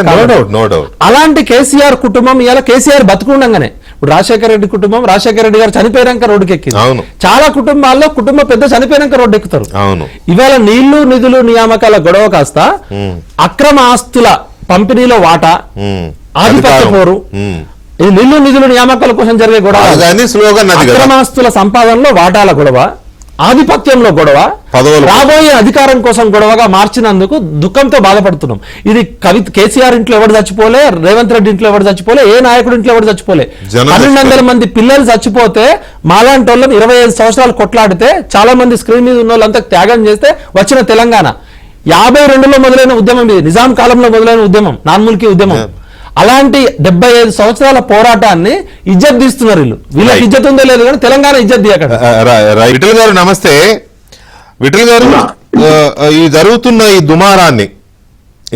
దుమారం ఎందుకు జరుగుతోంది? కవిత ఎందుకు ఇంతగా ఆల్మోస్ట్ కుటుంబాన్ని రోడ్డున పడేసిందా, పార్టీని రోడ్డున పడేసిందా అని పక్కన పెడితే రోడ్డున పడేసింది, అందులో డౌటే లేదు. మొత్తం మీద ఎందుకు ఈ పరిస్థితి వచ్చింది అనుకుంటున్నారు? వెంకటకృష్ణ, మీకు అక్కడ ఉన్నటువంటి ప్యానల్ మెంబర్స్ అందరు, శోభక్కకి, విఠల్ గారికి, దిలీప్ అన్నకి, మీ టీం ఎట్లా కలిపారు కానీ మొదటి నుంచి కూడా అందరు కలిసి పనిచేసిన కేసీఆర్ గారితో కలిసి పనిచేసిన టీం ఇది. అదే కదా, మేమైతే పార్టీ పెట్టబట్టిన నుంచి కూడా నేను, పాశమాది గారు, ప్రకాష్ గారు, జయశంకర్ గారు 2000 ఆన్వర్డ్స్ కేసీఆర్ గారితో పనిచేసినాం. శోభక్ అయితే 2004 లో చివరికి భారత్ దర్బార్ అని స్టేట్మెంట్ ఇచ్చి బయటకు వచ్చింది. అబ్బా, ఆమె ఝాన్సీ లక్ష్మి లాగా పోరాడేది కదా అప్పట్లో. భారత్ దర్బార్ అనేది మొట్టమొదటిసారి వాడింది తనే. దిలీప్ అన్న కేంద్ర మంత్రిగా ఉన్నప్పుడు సెక్రటరీగా పనిచేశారు. మా విఠల్ అయితే జాగృతి ఫౌండర్ ఆయన, కవితకు అత్యంత సన్నిహితుడు. అవును. So what ever it may be, ఇప్పుడు జరుగుతున్నటువంటి పరిణామాలు ప్రజలకు సంబంధం లేదు వెంకటకృష్ణ, ప్రజలకు సంబంధం లేదు, రాజకీయ పార్టీలకు కూడా సంబంధం లేదు. కానీ ఒక ఉద్యమకారులుగా కేసీఆర్ గారు చూస్తే జాలి వేస్తుంది. ఒక ఉద్యమకారిగా మేము ఏ పార్టీలో ఉన్నా, ఎక్కడున్నా వారిని గౌరవిస్తాం. సరే, తెలంగాణ రాష్ట్ర సాధన కోసం వారి యొక్క కృషి కావచ్చు, వారి నాయకత్వం కావచ్చు, జేఏసీలు వెళ్ళి ఉన్నా, ఉద్యోగ సంఘాలు వెళ్ళి ఉన్నా, ఒక రాజకీయ పత్తా ఎత్తుకొని 14 వరకు సాధించాల్చుకున్నారు. అన్ని పార్టీలు సహకరించినాయి, సాధించారు. అక్కడి వరకు ఎప్పటికీ గౌరవం ఉంటది. ఇప్పుడున్నటువంటి జరుగుతున్న పరిణామాలు చూస్తే కేసీఆర్ గారి మీద జాలేస్తుంది. పాపం ఏంది ఆయన 72వ వయసు, 71-72 ఇయర్స్ ఉంటాడు ఇప్పుడు బహుశా. సో ఈ వయసులో ఈ అన్నా చెల్లెల పంచాయతీ ఆయన ఎట్లా తట్టుకుంటాడు? అసలు వీళ్ళకి సిగ్గుందా? నేను ఈ మాట వాడుతున్నాను, సిగ్గుందా? రాజకీయాల్లో వీళ్ళ తండ్రిని ఇంత క్షోభ పెట్టాల్సినటువంటి అవసరం ఉందా? అసలు అన్న కావచ్చు, తప్పెవరిది, ఎవరి పదవులు దేవని పక్కకు పెడితే మీరు ఇంట్లో కూర్చొని మాట్లాడుకొచ్చిన మాటలు వల్ల బజార్లో పడి పార్టీని, కుటుంబాన్ని ప్రజలు రక్షిస్తారా వెంకటకృష్ణ? అంటే ఆ పరిస్థితి కేసీఆర్ గారే తీసుకొచ్చారని ఎందుకు అనుకోకూడదు? అదేంటున్నా, ఆయన సమర్థంగా తన కుటుంబాన్ని కంట్రోల్ చేయలేకపోతున్నాడు. మొదటి నుంచి కూడా కేసీఆర్ గారు తప్పిలమే తప్పులు చేసింది తన ఫ్యామిలీ మెంబర్స్ విషయంలో. మియా బీబీ మొదటి పార్టీ పెట్టిన రోజు మేము ఇద్దరమే మియా బీబీలమే, మా కుటుంబం ఎవరు, తెలంగాణ ప్రజలు నా కుటుంబం అన్నాడు. అవును, చాలా సందర్భాలు మీరు వెంకటకృష్ణ మీరు చాలా క్లోజ్ గా అబ్జర్వ్ చేశారు. మీరు కూడా ఉద్యమంలో భాగస్వామ్యం తెలంగాణ ఉద్యమాన్ని దగ్గర నుండి చూశారు. అసెంబ్లీలో ఒకనొక సందర్భంలో నాకు తెలిసి వారు ముఖ్యమంత్రి అయినాక అనుకుంటా ప్రారంభంలోనే అవినీతి చేస్తే నా కొడుకైనా బిడ్డైనా అవును జైల్లో పెడుతున్నటువంటి మాట కూడా కేసీఆర్ గారు ఆన్ రికార్డ్ అన్నారు. ఇవాళ ఈ వాళ్ళ ఫ్యామిలీ మెంబర్స్ లో అధికార ఆశ, ఆస్తులు అంతస్తులు పెంచుకునొచ్చు కన్నా దాంతో ఆగట్లేదు వాళ్ళ ఆశ. ఆశ, అత్యాశ, దురాశ, అధికార దాహం. ఇది ఎక్కడి దారి తీస్తుందంటే వాళ్ళ కుటుంబమే ఇచ్చాను, పార్టీ ఇచ్చినాను కూడా దారి తీస్తుంది. వట్టేరెడ్డి ఔరంగజేబు చరిత్ర మనం చదువుకున్నాం వెంకటకృష్ణ. ఔరంగజేబు గారు ఏం చేశారు అధికారం కోసం? తండ్రిని జైల్లో పెట్టి తన తోబుట్టోలని ఏకంగా మర్డర్ చేసి హత్య చేసి తన ఔరంగజేబు రాజు అయ్యాడు. ఇది రాజుల కాలం కాదు, ఇది ప్రజాస్వామ్యం. రాజ్యాంగము, ప్రజాస్వామ్యము, ప్రజలు. అసలు ఈ రాజకీయ నాయకులకు ఈ పార్టీ వారసులు ఎవరు డిసైడ్ చేస్తారన్న ప్రజలు వారసత్వం ప్రజలే చేయాలి, లెక్క ప్రకారం ప్రజలే చేయాలి. ప్రాంతీయ పార్టీల్లో అదొక ఇదిగా వస్తోంది సాంప్రదాయం లాగా ఏ ప్రాంతీయ పార్టీ అయినా. ఇప్పుడు కేసీఆర్ గారి కంట్రోల్లో కేటీఆర్ ఉన్నాడా, కవిత ఉన్నారా లేదా, ఇవాళ బయటపడ్డ విషయాలను చూస్తే ప్రజలు ఎవ్వరు కూడా హర్షించరు. ప్రజలకు సంబంధం లేని విషయం అయినప్పుడు కూడా ఇవాళ ఆంధ్రలో ఇంతకుముందు మా మిత్రుడు విఠల్ చెప్పినట్టు, అంటే దిలీప్ అన్న బహుశా చెప్పినట్టు, రాజశేఖర గారు చనిపోయిన తర్వాత ఇవాళ షర్మిల జగన్ పంచాయతీ ఇప్పటికి నడుస్తూనే ఉంది. ఆమె పార్టీలో పోయిండు, ఈయన ఒక పార్టీలో ఉన్నాడు. ఇప్పుడు ఈయన కేసీఆర్ గారు సజీవంగా చూస్తున్న సందర్భంలో ఈ పరిణామాలు జరుగుతా ఉన్నాయి. బహుశా ఎక్కడ వీళ్ళందరికి కారణం ఏంటంటే నేనంటే వాళ్ళు క్లోజ్ గా నేను స్టడీ చేసిన అబ్జర్వేషన్ ఏంటంటే హరీష్ రావు గారు చాలా ప్రజాదరణ కలిగిన నాయకుడు. అంటే మొదటి 2001 ఆన్వర్డ్స్ కేసీఆర్ గారు అత్యంత సన్నిహితులు ఎవరంటే హరీష్ రావు గారే. అవును, ఈ రోజు నాకు తెలిసి ఈ రోజు వరకు కూడా. అవును, మనం చూసేవాళ్ళం కదా ఆ రోజుల్లో కేసీఆర్ గారితో నడిచింది హరీష్ గారే కదా. హరీష్ రావు గారు ఎప్పుడైతే మంత్రి అయ్యారో 2004 లో ఎమ్మెల్యే కాకుండా, ఆ రోజు నుంచి వీళ్ళిద్దరికి అభద్రతాభావం ఏర్పడి ఎక్కడ ఈ నాయకత్వం హరీష్ రావు గారి చేతికి పోతుందో, ఎప్పుడు ఈ పార్టీ హరీష్ రావు గారి చేతికి పోతుందో, మా బతికేంది అన్నటువంటి ఒక ఎగ్జాక్ట్లీ సేమ్ ఇప్పుడు ఇవాళ ఈ స్థాయికి తీసుకొచ్చారు. హరీష్ రావుని చాలా సందర్భంలో పక్కకు పెట్టారు. నమస్తే తెలంగాణలో కొన్ని సంవత్సరాల పరివారు వాళ్ళ ఫోటో ఉండదు, వాళ్ళ వార్త ఉండదు.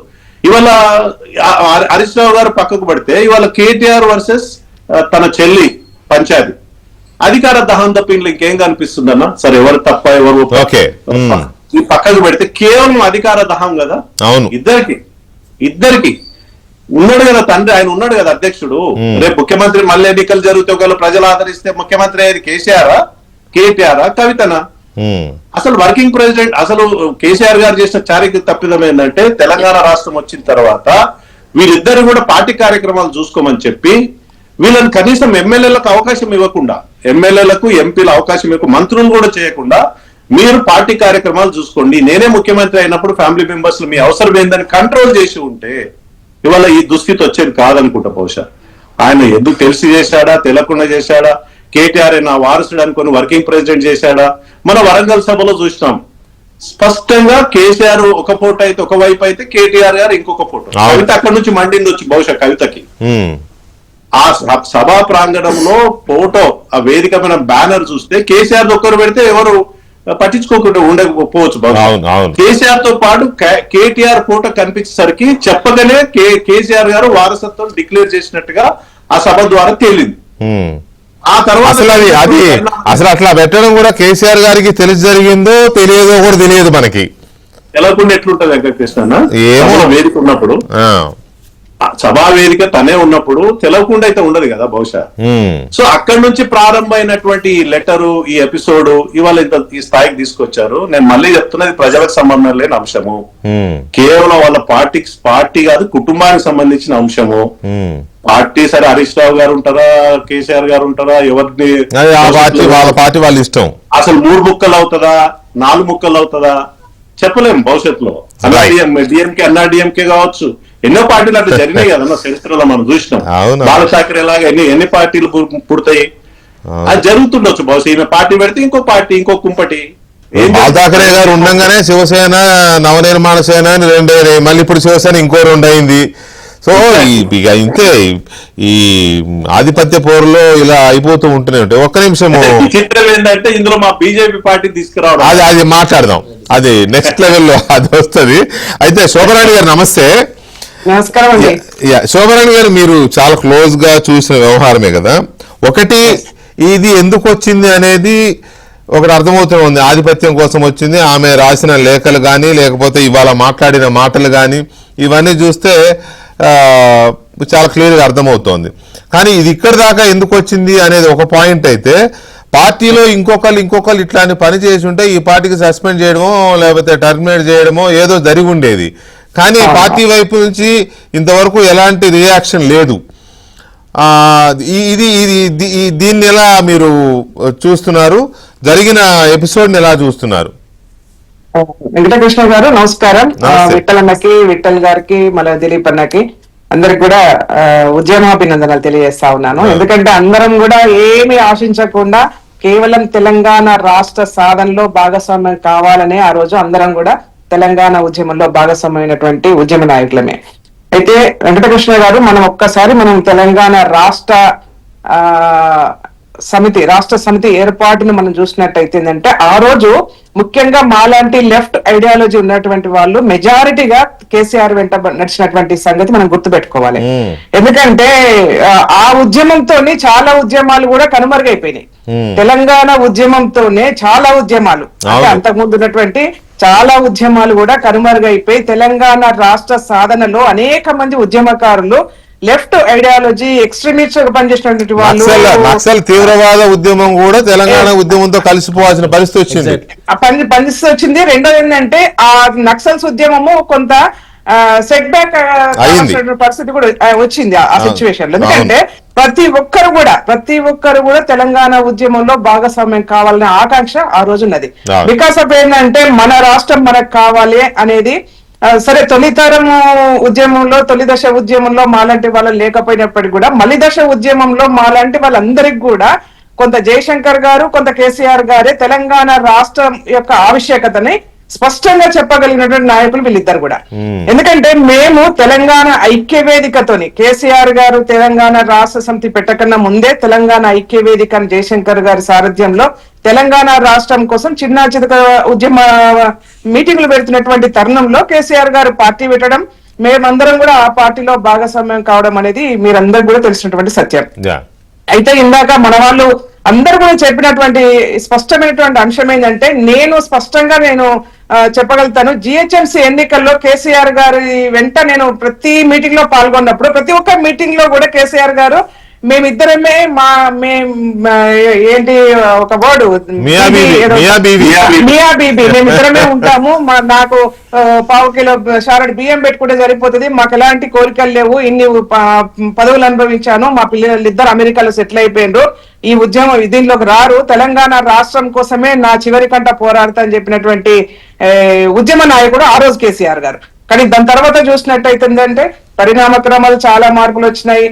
మాలాంటి వాళ్ళు ఉద్యమం కోసం పనిచేస్తున్నటువంటి వాళ్ళు అంటే బయటికి రాకపోవచ్చు సార్. ఆ రోజు కూడా ఏంటంటే తెలంగాణ రాష్ట్రము ఏర్పాటులో భాగస్వామ్యంగా 2004 ఎన్నికల్లో నేను డిఫర్ అయితే కూడా మీ దృష్టికి తీసుకొస్తాను. 2004 ఎన్నికల్లో ఇదే కాంగ్రెస్ పార్టీతోని టిఆర్ఎస్ పార్టీ పొత్తు పెట్టుకున్నప్పుడు తెలంగాణ ఉద్యమం అని చెప్పేసి, తెలంగాణ రాష్ట్రమే కావాలని చెప్పేసి కోరుకున్నటువంటి వాళ్ళకు టికెట్లు ఇవ్వద్దు అని చెప్పేసి నిర్ణయం చేసుకొని కేవలము సూట్ కేసులు ఇచ్చేటువంటి వాళ్ళకే టికెట్లు ఇచ్చినటువంటి పరిస్థితి. దాంతోనే మేమందరం కూడా కొంతమంది డిఫర్ అయ్యాము. నేను డిఫర్ అయ్యాను, ఎందుకంటే నేను కల్లారా చూసాను ఆ రోజు కేసీఆర్ గారి యొక్క సిచ్యువేషన్, ఏ విధంగా టికెట్ల పంపిణీ జరుగుతుంది ఏందని చెప్పేసి, ఎందుకంటే మేము కొంచెం ఎక్స్ట్రీమిస్ట్ పార్టీలో పనిచేసి వచ్చాం కాబట్టి దాన్ని చూసి జీర్ణించుకోవడానికి కొంత ఇబ్బందికరంగా ఉంది. నేను బయటికి రావడం ఆ సందర్భంలోనే కేసీఆర్ గారు ఉద్యమం నడపట్లేదు, దర్బారు మాత్రమే నడుపుతున్నాడని చెప్పేసి ఒక పెద్ద స్టేట్మెంట్ ఇవ్వడం, ఆ పెద్ద స్టేట్మెంట్ ఆ రోజు పెద్ద బ్లాస్ట్ కూడా అయింది. ఆ స్టేట్మెంట్ తర్వాత నేను బయటికి రావడం, సరే మా రాజకీయ జీవితం వేరేగా మారిపోయింది. అయితే ఏంటంటే అంటారు కదండి, ఒక సామెత ఉంది, చీమలు పెట్టిన పుట్టల్లోకి పాములు చేరతాయి అని చెప్పేసి. అట్లనే అనేక మంది తెలంగాణ రాష్ట్రం యొక్క, తెలంగాణ ప్రజల యొక్క ఆకాంక్షలు దృష్టిలో పెట్టుకొని ఆ తెలంగాణ రాష్ట్రం కోసం ఈ ఉద్యమాన్ని నిర్మిస్తుందంటే, ఈ ఉద్యమంలోకి ఎవరు వచ్చారంటే కేటీఆర్, కవిత ఇద్దరు వచ్చినారు. అది పెద్ద కేసీఆర్ గారు చేసినటువంటి పెద్ద బ్లండర్ మిస్టేక్. అయితే సరే, తెలంగాణ రాష్ట్రంలో మేము కూడా భాగస్వామ్యం అవుతాం కాబట్టి వచ్చినారు అనుకుంటే, వాళ్ళు వచ్చినప్పుడు వాళ్ళ సిచ్యువేషన్ లో వాళ్ళు ఎక్కడ మామూలు కార్యకర్తలాగా పనిచేయలేదు. వాళ్ళకు ఉన్నటువంటి బ్రాండ్ ఇమేజ్ ఏంటండి, కేసీఆర్ గారి కూతురు, కేసీఆర్ గారి కొడుకు. ఆ ఇమేజ్ తోని వాళ్ళ లీడర్లు అయిపోయారు, ఆ పార్టీ నాయకత్వం వహించారు. ఎంతో మంది తెలంగాణ రాష్ట్రం కోసం అసువులు బాసి తెలంగాణ రాష్ట్ర ఉద్యమాన్ని నిర్మిస్తే ఆ ఉద్యమాన్ని వాళ్ళ అబాసు పాలు చేస్తా ఉంటారు. అది చాలా బాధాకరంగా అనిపిస్తా ఉన్నది. ఎందుకంటే అవహేళన చేసే పరిస్థితి వస్తా ఉన్నది. కేవలం వీళ్ళు ఏంటంటే, ఇవాళ మనం కవిత గారు వాళ్ళు తీసుకొచ్చినటువంటి ఎపిసోడ్ చూసినట్టయితే మనకు అర్థమవుతా ఉంది, మొదటి నుంచి కూడా కవిత యొక్క పద్ధతిని మనం స్పష్టంగా మనం గమనించినట్టయితుందంటే, కేవలం వాళ్ళ యొక్క వ్యక్తిగతమైనటువంటి ఇమేజ్ పెంచుకోవడం కోసం తాపత్రయపడతా ఉన్నారు. ఈయన జాగృతి పేరు మీద, బతుకమ్మల పేరు మీద, లేకపోతే ఆయన వర్కింగ్ ప్రెసిడెంట్ పేరు మీద కేటీఆర్ గారు ఎంతసేపు వాళ్ళ యొక్క వ్యక్తిగతమైనటువంటి ఇమేజ్ ని పెంచుకోవాలి, వ్యక్తిగత స్థానాన్ని బలపరుచుకోవాలి. ఈ తెలంగాణ ఉద్యమాన్ని స్పష్టంగా వాళ్ళు ఓన్ చేసుకొని ఆర్థికంగా బలపడడం కోసం ప్రయత్నం చేశారు తప్పిస్తే తెలంగాణ రాష్ట్ర ప్రజలకు వీళ్ళిద్దరి వల్ల కూడా ఒరిగింది ఏం లేదని చెప్పేసి స్పష్టంగా చెప్పగలుగుతా ఉన్నాం. ఎందుకంటే ఇవాళ వెంకటకృష్ణ గారు, మీరు ఏదన్నా సందర్భంలో చూడండి, తెలంగాణ రాష్ట్ర సమితిలో పనిచేసినటువంటి వాళ్ళు, మేమైతే మాలాంటి వాళ్ళు ఇవాళ విటలన కావచ్చు, మీడియాలో పాల్గొంటున్నటువంటి, ఇవాళ డిబేట్ లో పాల్గొంటున్న ఎవరైనా కూడా పెద్దగా మాకేం ఆస్తులు అనేటువంటి వాళ్ళం కాదు, ఆశయం కోసం పనిచేసినటువంటి వాళ్ళమే. ఆ రోజు కూడా ఏంటంటే, మాకు ఉన్నటువంటి ఆస్తులను తెగ నమ్మి ఉద్యమం కోసం పనిచేశాం, మా జీవితాలను దారిపోసాం. నాకు 1 year బేబీ, నేను ఉద్యమంలో పనిచేస్తున్నప్పుడు నాకు ఒక 1 year బేబీ, 1 year బేబీని ఇంటి దగ్గర వదిలిపెట్టేసి ఉద్యమంలో పనిచేసినటువంటి పరిస్థితి మేము ఉన్నది. మేమే కాదు, చాలా మంది పనిచేశారు. ఇక మేము చెప్పుకునేటువంటి వాళ్ళు కూడా చాలా మంది ఉన్నారు. అనేక మంది ఆస్తులు తెగ నమ్ముకున్నారు. ఏజ్ పోయింది, సమయం పోయింది, శ్రమ పోయింది. దేనికోసం పెట్టుబడిగా పెట్టామంటే తెలంగాణ రాష్ట్రం కోసం. కానీ వాళ్ళ మేమందరం కూడా పెట్టినటువంటి పెట్టుబడిని వీళ్ళు వాళ్ళ సొంత ఇలాకాగా మార్చుకున్నటువంటి పరిస్థితి వాళ్ళు తెలంగాణ రాష్ట్రంలో చూస్తా ఉన్నాం. పోనీ అట్లన్నా నిలబెట్టుకొని తెలంగాణ రాష్ట్ర సమితిని బలోపేతం చేసిరా అంటే మొత్తం తెలంగాణ అనే పేరే లేకుండా చేసిరు కదా వెంకటకృష్ణ గారు. ఇవాళ మనం చూస్తా ఉన్నాం, టీఆర్ఎస్ పార్టీని పూర్తిగా బీఆర్ఎస్ పార్టీగా మార్చేసి భారతదేశం అంతా కూడా మనమే వెళ్ళాలని చెప్పేసి ఒక అత్యాశకు పోయినటువంటి పరిస్థితి ఇవాళ రాష్ట్ర ప్రజలు కూడా గమనించారు, మనందరం కూడా గమనించారు. అయిపోయింది. రెండోది, కేసీఆర్ గారు మాట్లాడిన సిచ్యువేషన్ కూడా మనం చూసాం కదండి. ఎక్కడైనా ఎన్ని డబ్బులైనా పెట్టగలుగుతాం, భారతదేశంలో మనమే రాజ్యాధికారం రావాలని చెప్పేసి ఉన్న రాష్ట్రాన్ని వదిలేసి పక్క రాష్ట్రాలకు పోయి ప్రచారం చేసేసిన పరిస్థితి కూడా మనం స్పష్టంగా చూసాం. కాబట్టి ఇవాళ మనం కూడా గమనించాల్సింది ఏంటంటే, ఇవాళ కేసీఆర్ గారి కూతురుగా, కేసీఆర్ గారి కొడుకుగా కేటీఆర్ కవితల యొక్క పంచాది తెలంగాణ రాష్ట్ర ప్రజల యొక్క పంచాదిగా మనం చూడాల్సిన అవసరం లేదు. కేవలం వాళ్ళు అధికార దాహం కోసం, అధికారం యొక్క పట్టు కోసం, వాళ్ళ యొక్క అస్తిత్వం కోసం, ఆస్తుల పంపకం కోసం జరుగుతున్నటువంటి పరిస్థితిని ఇవాళ మనం గమనించాల్సిన అవసరం ఉంటది. దానికోసం ఇవాళ కవిత మాట్లాడుతూ ఉన్నారు, బ్రహ్మాండంగా ఇక్కడ బీజేపీలో కలుపుతారు, లేకపోతే నేను కాంగ్రెస్ లో కలుస్తా అని చెప్పేసి. అసలు వీళ్ళు ఎవరండి, ఏ పార్టీ తీసుకుంటాయండి నాకు అర్థం కాదు. అది మాట్లాడదాం, శోభ గారు, అది మాట్లాడదాం. నేను ఎందుకు చెప్తా ఉన్నానంటే, వీళ్ళకు ఉన్నటువంటి అవలక్షణాలు ఎవరికి లేవు, వీళ్ళకు ఉన్న అవలక్షణాలు ఎవరికి లేవు. బరి తెగించి వాళ్ళ రాజకీయాల్లో భాగస్వామ్యమైన తప్పిస్తే ఇవి అసలు వీళ్ళకి ఏం చరిత్ర ఉంది చెప్పండి. వీళ్ళకు ఉన్నటువంటి చరిత్ర ఏంది? ఇవాళ పెద్దగా మాట్లాడుతున్నారు, అసలు గులాబీ కండువా వేసుకున్న వాళ్ళే పోరాట యోధులుగా మాట్లాడుతున్నారా? పిచ్చిన కొడుకలారా, బయట చాలా మంది తెలంగాణ కోసం పనిచేసినటువంటి వాళ్ళు ఉన్నారు. Of the record, on the record, అన్ని రకాలుగా ఆర్ఎస్ఎస్ నుంచి మొదలైతే ఆర్ఎస్ వరకు ప్రతి ఒక్కరు తెలంగాణ రాష్ట్రం కావాలని కొట్లాడినటువంటి వాళ్ళే కదా. వీళ్ళే గులాబీ కండువా వేసుకున్నటువంటి వాళ్ళే తెలంగాణ ఉద్యమం కోసం పనిచేసినటువంటి వాళ్ళు అని క్రియేట్ చేసే పరిస్థితి తీసుకొస్తుంది తెలంగాణ రాష్ట్రంలో. అసలు వీళ్ళు ఉద్యమకారులు కాదండి, ఉద్యమకారుల పేరుతోని దోపిడీ చేస్తున్నటువంటి బీఆర్ఎస్ పార్టీ నాయకులు వీళ్ళు. ఉద్యమాలతో సంబంధం లేనటువంటి వాళ్ళు వీళ్ళు. ఎందుకు రాలేదు? కేసీఆర్ గారు పార్టీ పెట్టాడు, వీళ్ళు ఎందుకు రాలేదు? ఒక స్థాయిలో పార్టీ బ్రహ్మాండంగా ఉజ్వలంగా నడుస్తున్నప్పుడు, ఉవ్వెత్తున లేస్తున్నప్పుడు, తెలంగాణ రాష్ట్ర ప్రజలందరూ కూడా తెలంగాణ కోసం కావాలని కోరుకుంటున్నప్పుడే ఈ చీమలు పెట్టినటువంటి పుట్టల్లోకి పాములు దూరినట్టుగా వీళ్ళకి దూరారు చెప్పండి. దేనికోసం అని అంటే ఇక్కడ ఎందుకు దూరారంటే ఆయన దూర్చాడు, అదే చెప్తున్నా సార్.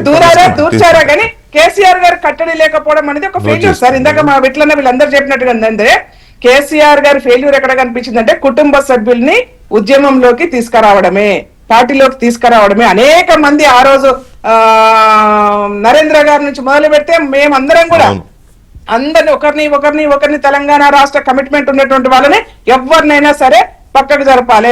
మెల్లమెల్లగా పక్కన పంపించేసి తన ఇది ఉంచుకున్నారు. అదే కదా సార్. ఇంక్లూడింగ్ వెంకటకృష్ణ గారు మనందరికీ తెలుసు, జయశంకర్ సార్ ని కూడా అవమానపరిచినటువంటి సిచ్యువేషన్ మనకు తెలుసు. ఆఫ్ ది రికార్డ్ వాళ్ళ మా ఇట్లనే తెలుసు. మాకు తెలుసు ఏంటంటే మేము చెప్పలేదు, బయటికి చెప్పలేదు, ఎందుకంటే మా దగ్గర సాక్ష్యం లేదు. కానీ కుక్కకు బొక్కేస్తే కుక్కలాగా కూసుంటాడు అని చెప్పేసి జయశంకర్ సార్ ని అవమానపరిచినటువంటి చరిత్ర సార్ వాళ్ళది.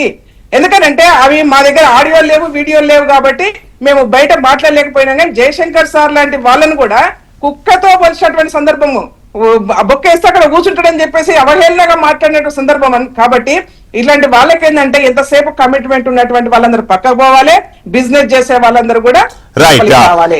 శోభ గారు ఒక్క నిమిషం. శోభ గారు మొత్తం మీద ఇప్పుడు బీఆర్ఎస్ పార్టీ బీజేపీలో కలిసిపోతోంది అని కవిత గారు చేసిన ఈ కామెంట్ ఒక పెద్ద కుదుపు తెలంగాణ రాజకీయాల్లో. ఒక పెద్ద తెలంగాణ రాజకీయాలు మాత్రమే కాదు, ఇది దేశ స్థాయిలో కూడా ఒక పెద్ద కుదిపే. ఎందుకనంటే తెలంగాణ ఉద్యమం దేశాన్ని కదిలించిన ఉద్యమం. ఆ ఉద్యమానికి లీడ్ చేసింది కేసీఆర్, ఆ పార్టీ టీఆర్ఎస్ పార్టీ. అది కాస్త బీఆర్ఎస్ మారింది, అదొక ప్రస్థానం అనుకోండి.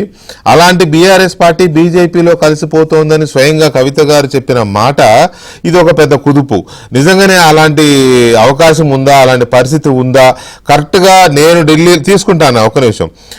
కరెక్ట్గా నేను ఢిల్లీ, అదే ఆ లిక్కర్ స్కాము, ఆ జైలు, ఆ టైంలో ఢిల్లీలో ఉన్నప్పుడే ఈ ప్రస్తావన వచ్చింది అని ఆమె చెప్పింది. నేను ఇందాక చెప్పినట్టు కరెక్ట్గా అదే టైంలో రేవంత్ రెడ్డి పిసిసి అధ్యక్షుడిగా ఆయన ఎలక్షన్ క్యాంపెయిన్లో బీజేపీ బీఆర్ఎస్ ఒక్కటే అని ఆయన చేసిన ప్రచారం. ఈ రెండు ఒకే టైం చూసుకుంటే మనం.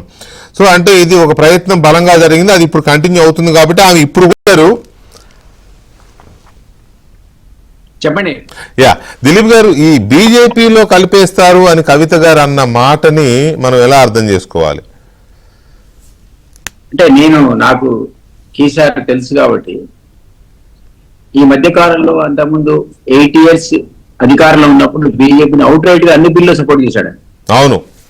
చివరి 2 సంవత్సరాల వచ్చే వరకు తనే జాతీయ స్థాయికి ఇది ఆయన బీఆర్ఎస్ ని ప్రమోట్ చేశాడు.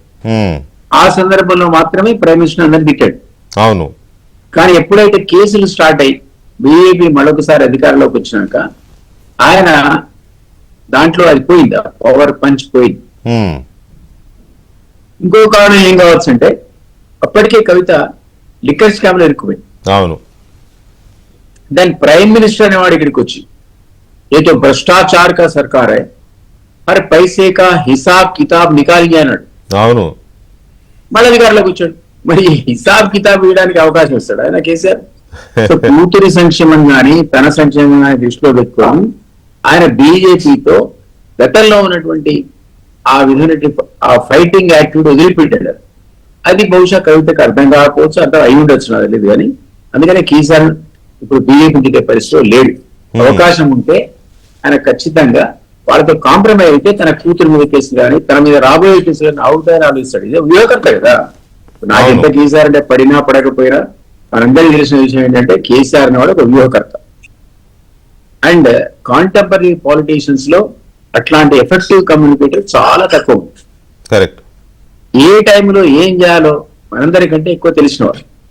కాబట్టి ఆయనకు ఈ టైంలో కేసీఆర్ ఆయనకు తెలుసు స్పష్టంగా కవిత ఉన్న కేసులు కానీ తన మీద రాబోయే కేసులు కానీ ఇది ఊహించా కాంగ్రెస్ ని ఇక్కడ అటాక్ చేస్తాడు, బీజేపీని తగ్గించి అటాక్ చేస్తాడు నా ఉద్దేశం. అమ్మాయికి తెలియకపోవచ్చు, లేదా తనకున్నటువంటి ఫ్రస్ట్రేషన్ కానీ, లేదా జైలు పోయి రావడం వల్ల వచ్చినటువంటి అసంతృప్తి కానీ, అసలు పార్టీలో తనకు స్థానం లేకపోవడం కానీ. ఉన్న వరంగల్లో అంత పెద్ద సభ పెట్టి ఈ మూలకేమో కేసీఆర్, ఆ మూలకేమో కేటీఆర్. క్లియర్ గా ప్రమోషన్ కనపడదు కదా.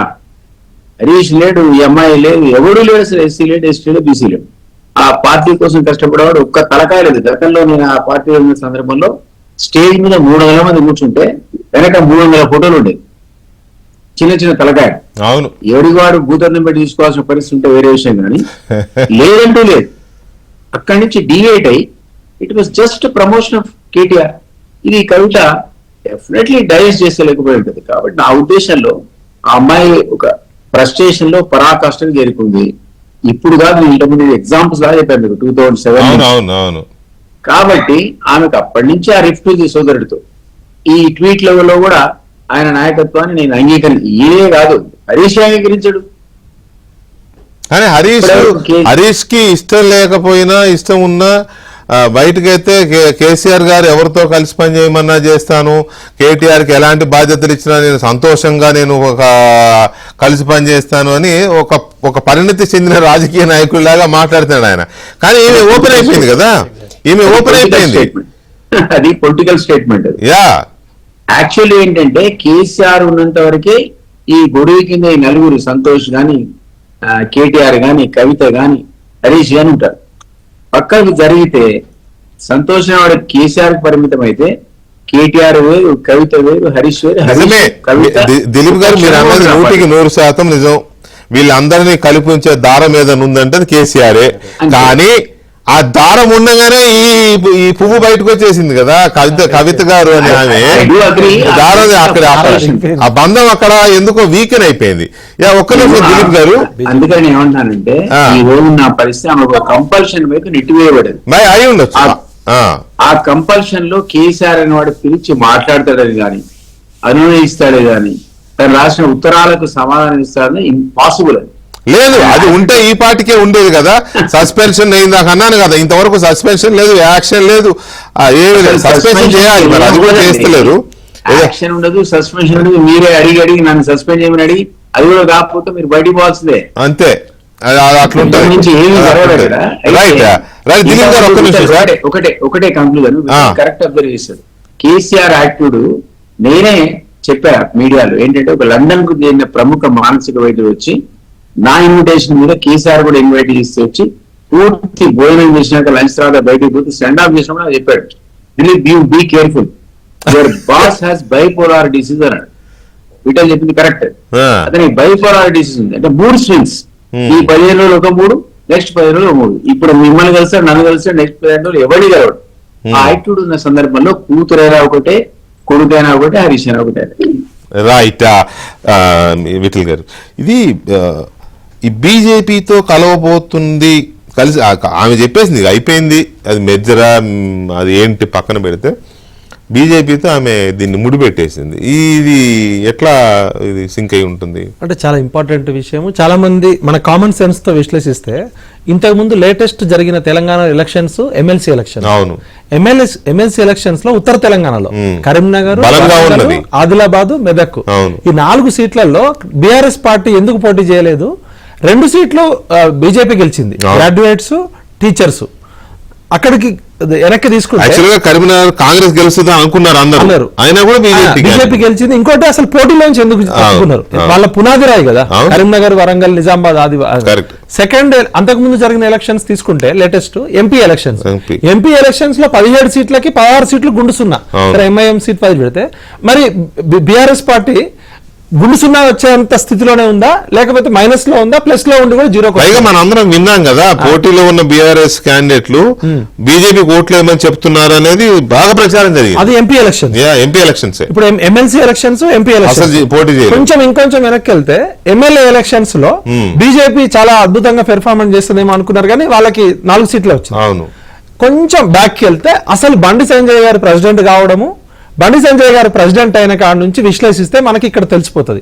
ఫస్ట్ బండి సంజయ్ గారు ప్రెసిడెంట్ కాగానే వచ్చిన election Dubbaka election. Dubbaka election లో దుమ్ము రేగింది.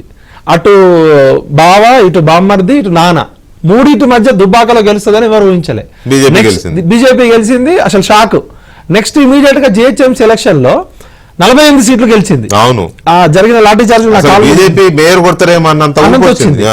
అంటే దుబ్బాక తర్వాత జిహెచ్ఎంసీ తర్వాత ఏమంటే హుజూరాబాద్ లో ఈటెల రాజేందర్ కేసీఆర్ ఆకాశము భూమి ఏకం చేసి 10,000 రూపాయలు ఇంటికి ఇస్తా అన్నా కూడా 10 లక్షలు దళిత 10 లక్షలు కుటుంబానికి ఇస్తా అన్నాడు కదా, దళిత బంధు. ప్రపంచంలో ఎక్కడ 10 లక్షలు అయినా కూడా గెలిచింది. ఇక్కడ వరకు బండి స్పీడ్ గా పోతుంది.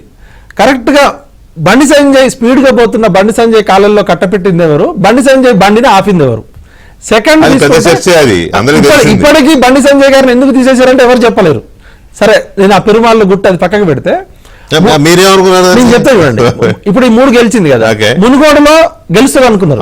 రాజగోపాల్ రెడ్డి పాపం కాంగ్రెస్ పార్టీ నుంచి తెచ్చి అసలు బీజేపీ ఓడిపోవడం అనేది షాక్ ఆయనకి, రాజగోపాల్ రెడ్డికి. అది కర్ణాటకలో బీజేపీ ఓడిపోవడం, ఇక్కడ కవితను అరెస్ట్ చేయకపోవడం, రోజు లిక్కర్ లిల్లీ సారా రాణి అని బీజేపీ వాళ్ళు ఢిల్లీలో ఉన్న ఎంపీల దగ్గర నుంచి గల్లీలో ఉన్న నాయకులు వాళ్ళే కదా, మరి మొత్తం అరెస్ట్ చేస్తారంటారు. సాక్షాత్తు ప్రధానమంత్రి అమిత్ షా 2 సార్లు వచ్చినప్పుడు కేసీఆర్ అంత అవినీతి పరుడు ఎవరు లేదు, కాళేశ్వరం ఏటీఎం కార్డు అయింది అని చెప్తారు.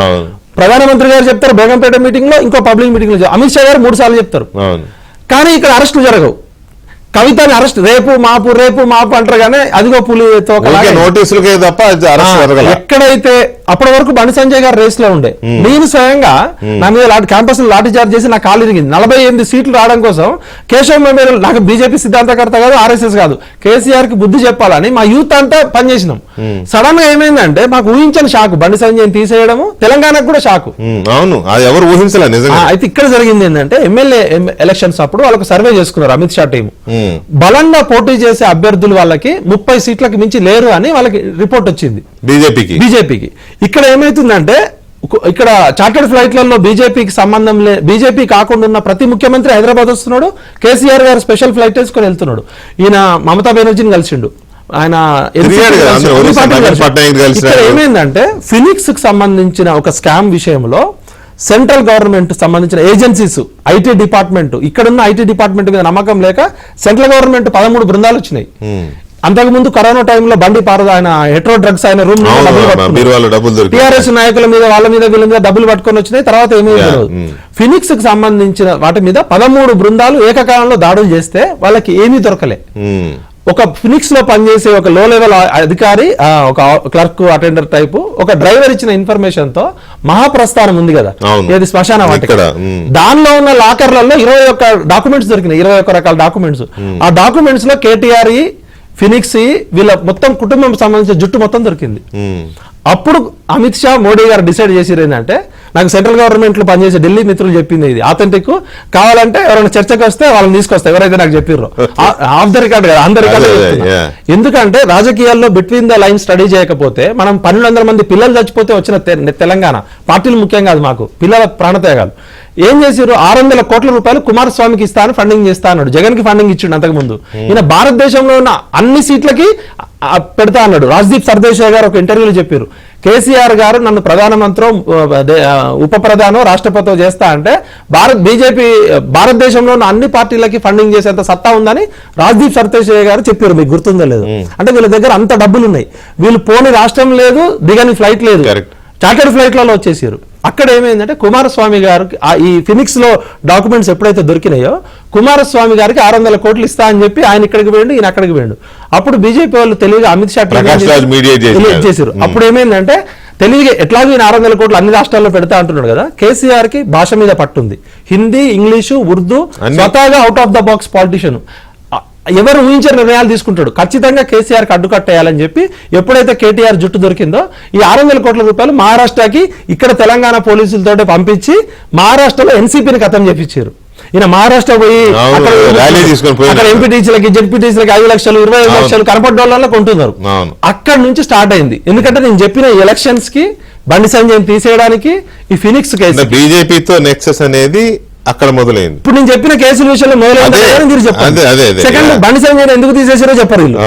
సెకండ్ వచ్చేసి కవిత అరెస్ట్ అయినప్పుడు జైల్లో కవిత ప్రతిపాదన పెట్టిరట కదా, ఆమె చెప్పింది, మనం చెప్పడం కాదు, ఆమె చెప్తుంది. కాంగ్రెస్ పార్టీ ఏమన్నది, ఇదే టైంలో రేవంత్ రెడ్డి గారు బీజేపీ బీఆర్ఎస్ ఊరంతా ఆయన ప్రచారం చేశారు. బీజేపీ ఎందుకు పెర్ఫార్మెన్స్ అసెంబ్లీ ఎలక్షన్ లో చేయలేకపోయింది? కరెక్ట్. ఇప్పుడు ఇక్కడ జనం నమ్మారు దాన్ని. 4 సీట్లు ఎందుకు వస్తుంది? రేవంత్ రెడ్డి గారు చేసిన ప్రచారాన్ని జనం నమ్మారు. రేవంత్ రెడ్డి గారు సార్ ప్రజలందరూ కూడా ఉరుకుతున్న బండి ఎందుకు ఆగింది, బీజేపీ వస్తుంది అనుకున్నప్పుడు ఎందుకు బ్యాక్ అయింది అనేది ఎవరికి అర్థం కాలే. కార్యకర్తలు బీజేపీ కార్యకర్తలు అయితే బండబూతులు తిట్టారు నాయకులు.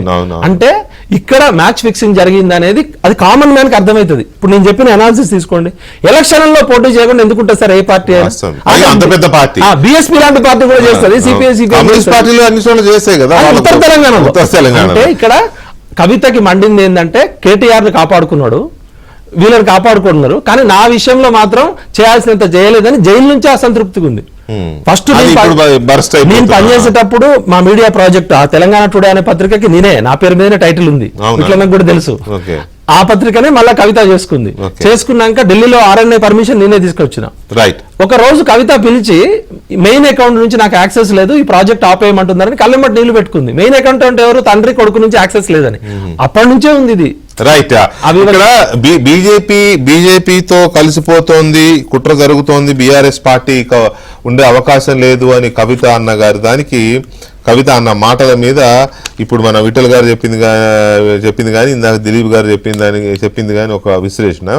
దీనికి బీజేపీ ప్రతినిధిగా ఉన్న విఠల్ గారు ఏం చెప్తారు, కాంగ్రెస్ ప్రతినిధిగా ఉన్న శోభ గారు ఏం చెప్తారు అనేది చాలా కీలకం. ఎందుకంటే ఇప్పుడు వాళ్ళు తెలంగాణ ఉద్యమకారులుగా కంటే 2 పార్టీల ప్రతినిధులుగా ఉన్నారు కాబట్టి అది చెప్పాలి. బీజేపీలో కలుపుకునే అంశము ఏంటి మన విఠల్ గారు, ఇది నిజమేనా? కొన్ని ఇప్పుడు మన ఈ విఠల్ గారు చెప్పింది ఇటువంటి అన్ని చూస్తే కొంత సింక్ అవుతున్నాయి, లాజిక్ గానే ఉంటాయి అవి. ఇప్పుడు మా దిలీప్ అన్న ఆయన విఠల్ చెప్పింది కూడా bypoll medical ward, bipolar disorders. KCR గారు 2000 అంటే తెలంగాణ రాష్ట్ర ముఖ్యమంత్రి అయిన తర్వాత బహుశా మోడీ గారిని పోయినంత ఇంకెవరిని పోవడలే ఆయన. అవును, మొదటి దఫా గజ్వేల్ సభలో అసలు దేశానికి ప్రధానమంత్రి అవడం మన అందరి అదృష్టం, అవినీతి రహితంగా ఈ దేశాన్ని నడిపిస్తున్నటువంటి ఘనత మోడీ గారిదని మొదటి దఫా. రెండో దఫాలో మళ్ళీ 18 తర్వాత గెలిచిన తర్వాత మోడీ గారిని కేసీఆర్ అవమానించిన ఈ ప్రపంచంలో ఎవరు అవమానించలేదు. స్వయంగా తెలంగాణకి 5-6 సార్లు వస్తే ప్రోటోకాల్ని పక్కకు పెట్టి కనీసం మర్యాద కూడా ఇవ్వలే. మినిమం ఒక ప్రధానమంత్రి హోదాలో ఇవ్వాల్సిన, రాష్ట్ర ముఖ్యమంత్రి ఇవ్వాల్సిన హోదా కూడా ఇవ్వలే. ఎంత బాధాకరంగా ఉంటాడు. ఇప్పుడు వెంకటకృష్ణ అన్న మీ ఇంటికి వస్తా నేను, మీరు పలకరించకుండా తప్పించుకొని పోతే కనీసం మంచినీళ్ళు ఇవ్వలేదు అనుకో, ఎంత బాధపడతాం. అది తెలంగాణలో మోడీ గారికి అనేక దఫాలుగా అవమానం జరిగింది. ఇంకా ఏకంగా తండ్రి కొడుకులు పోటీ పడ్డారు మోదీ గారు తిట్టడానికి. వరంగల్లో మోడీ ఏంది బోడీ ఏంది, అసలు మోడీ గాడేంది బోడీ గాడేందని కేటీఆర్ మాట్లాడిన సందర్భాలు ఉన్నాం. ఇంకొక ప్రెస్ కాన్ఫరెన్స్ లో మోడీ ఏంది ఈడేంది దా చూసుకుందాం రా అని కేసీఆర్ మాట్లాడిన మాటలు కూడా ఉన్నాయి. ఇప్పుడు అయినంత తర్వాత తదనంతరం జరిగింది ఏంటంటే ఈ మధ్య కాలంలో ఒక విఠల్ చెప్పిన దానిలో కొంత సాక్ష్యం ఉంది, నిజం ఉంది. జరిగింది ఏంటంటే మొన్న వాళ్ళ పార్లమెంట్ ఎన్నికల ఓటమి తర్వాత, అసెంబ్లీ ఎన్నికల ఓటమి తర్వాత పార్లమెంట్ ఎన్నికలకు వచ్చేసరికి వాళ్ళు విశ్వ ప్రయత్నం చేశారు అలయన్స్ కి బీజేపీ తోటి. అన్న వెంకటకృష్ణ 16 సీట్లలో ఒకానొక సందర్భంలో 10 సీట్లు బీజేపీకి వదిలేసి 6 సీట్లు వాళ్ళు పోటీ చేస్తామన్నారు. అయినా మా బీజేపీ నాయకత్వం ఒప్పుకోలేదు దానికి. ససేమిరా అంటే ససేమిరా అన్నటువంటి అలయన్స్ ఒప్పుకోలేదు. మొన్న జరిగినటువంటి అలయన్స్ కేసీఆర్ గారి చరిత్ర చూస్తే 2014 లో తెలంగాణ రాష్ట్రం ఇస్తే చాలు టీఆర్ఎస్ ని మెరిట్ చేస్తా అని చెప్పాడు మీకు అన్కండిషనల్ గా. మీకు తెలుసా నా మాట. మేము ఢిల్లీలో ఉన్నాం, పార్లమెంట్ లో బిల్లు పాస్ అయిన తర్వాత కేసీఆర్ తో ఉన్నాం.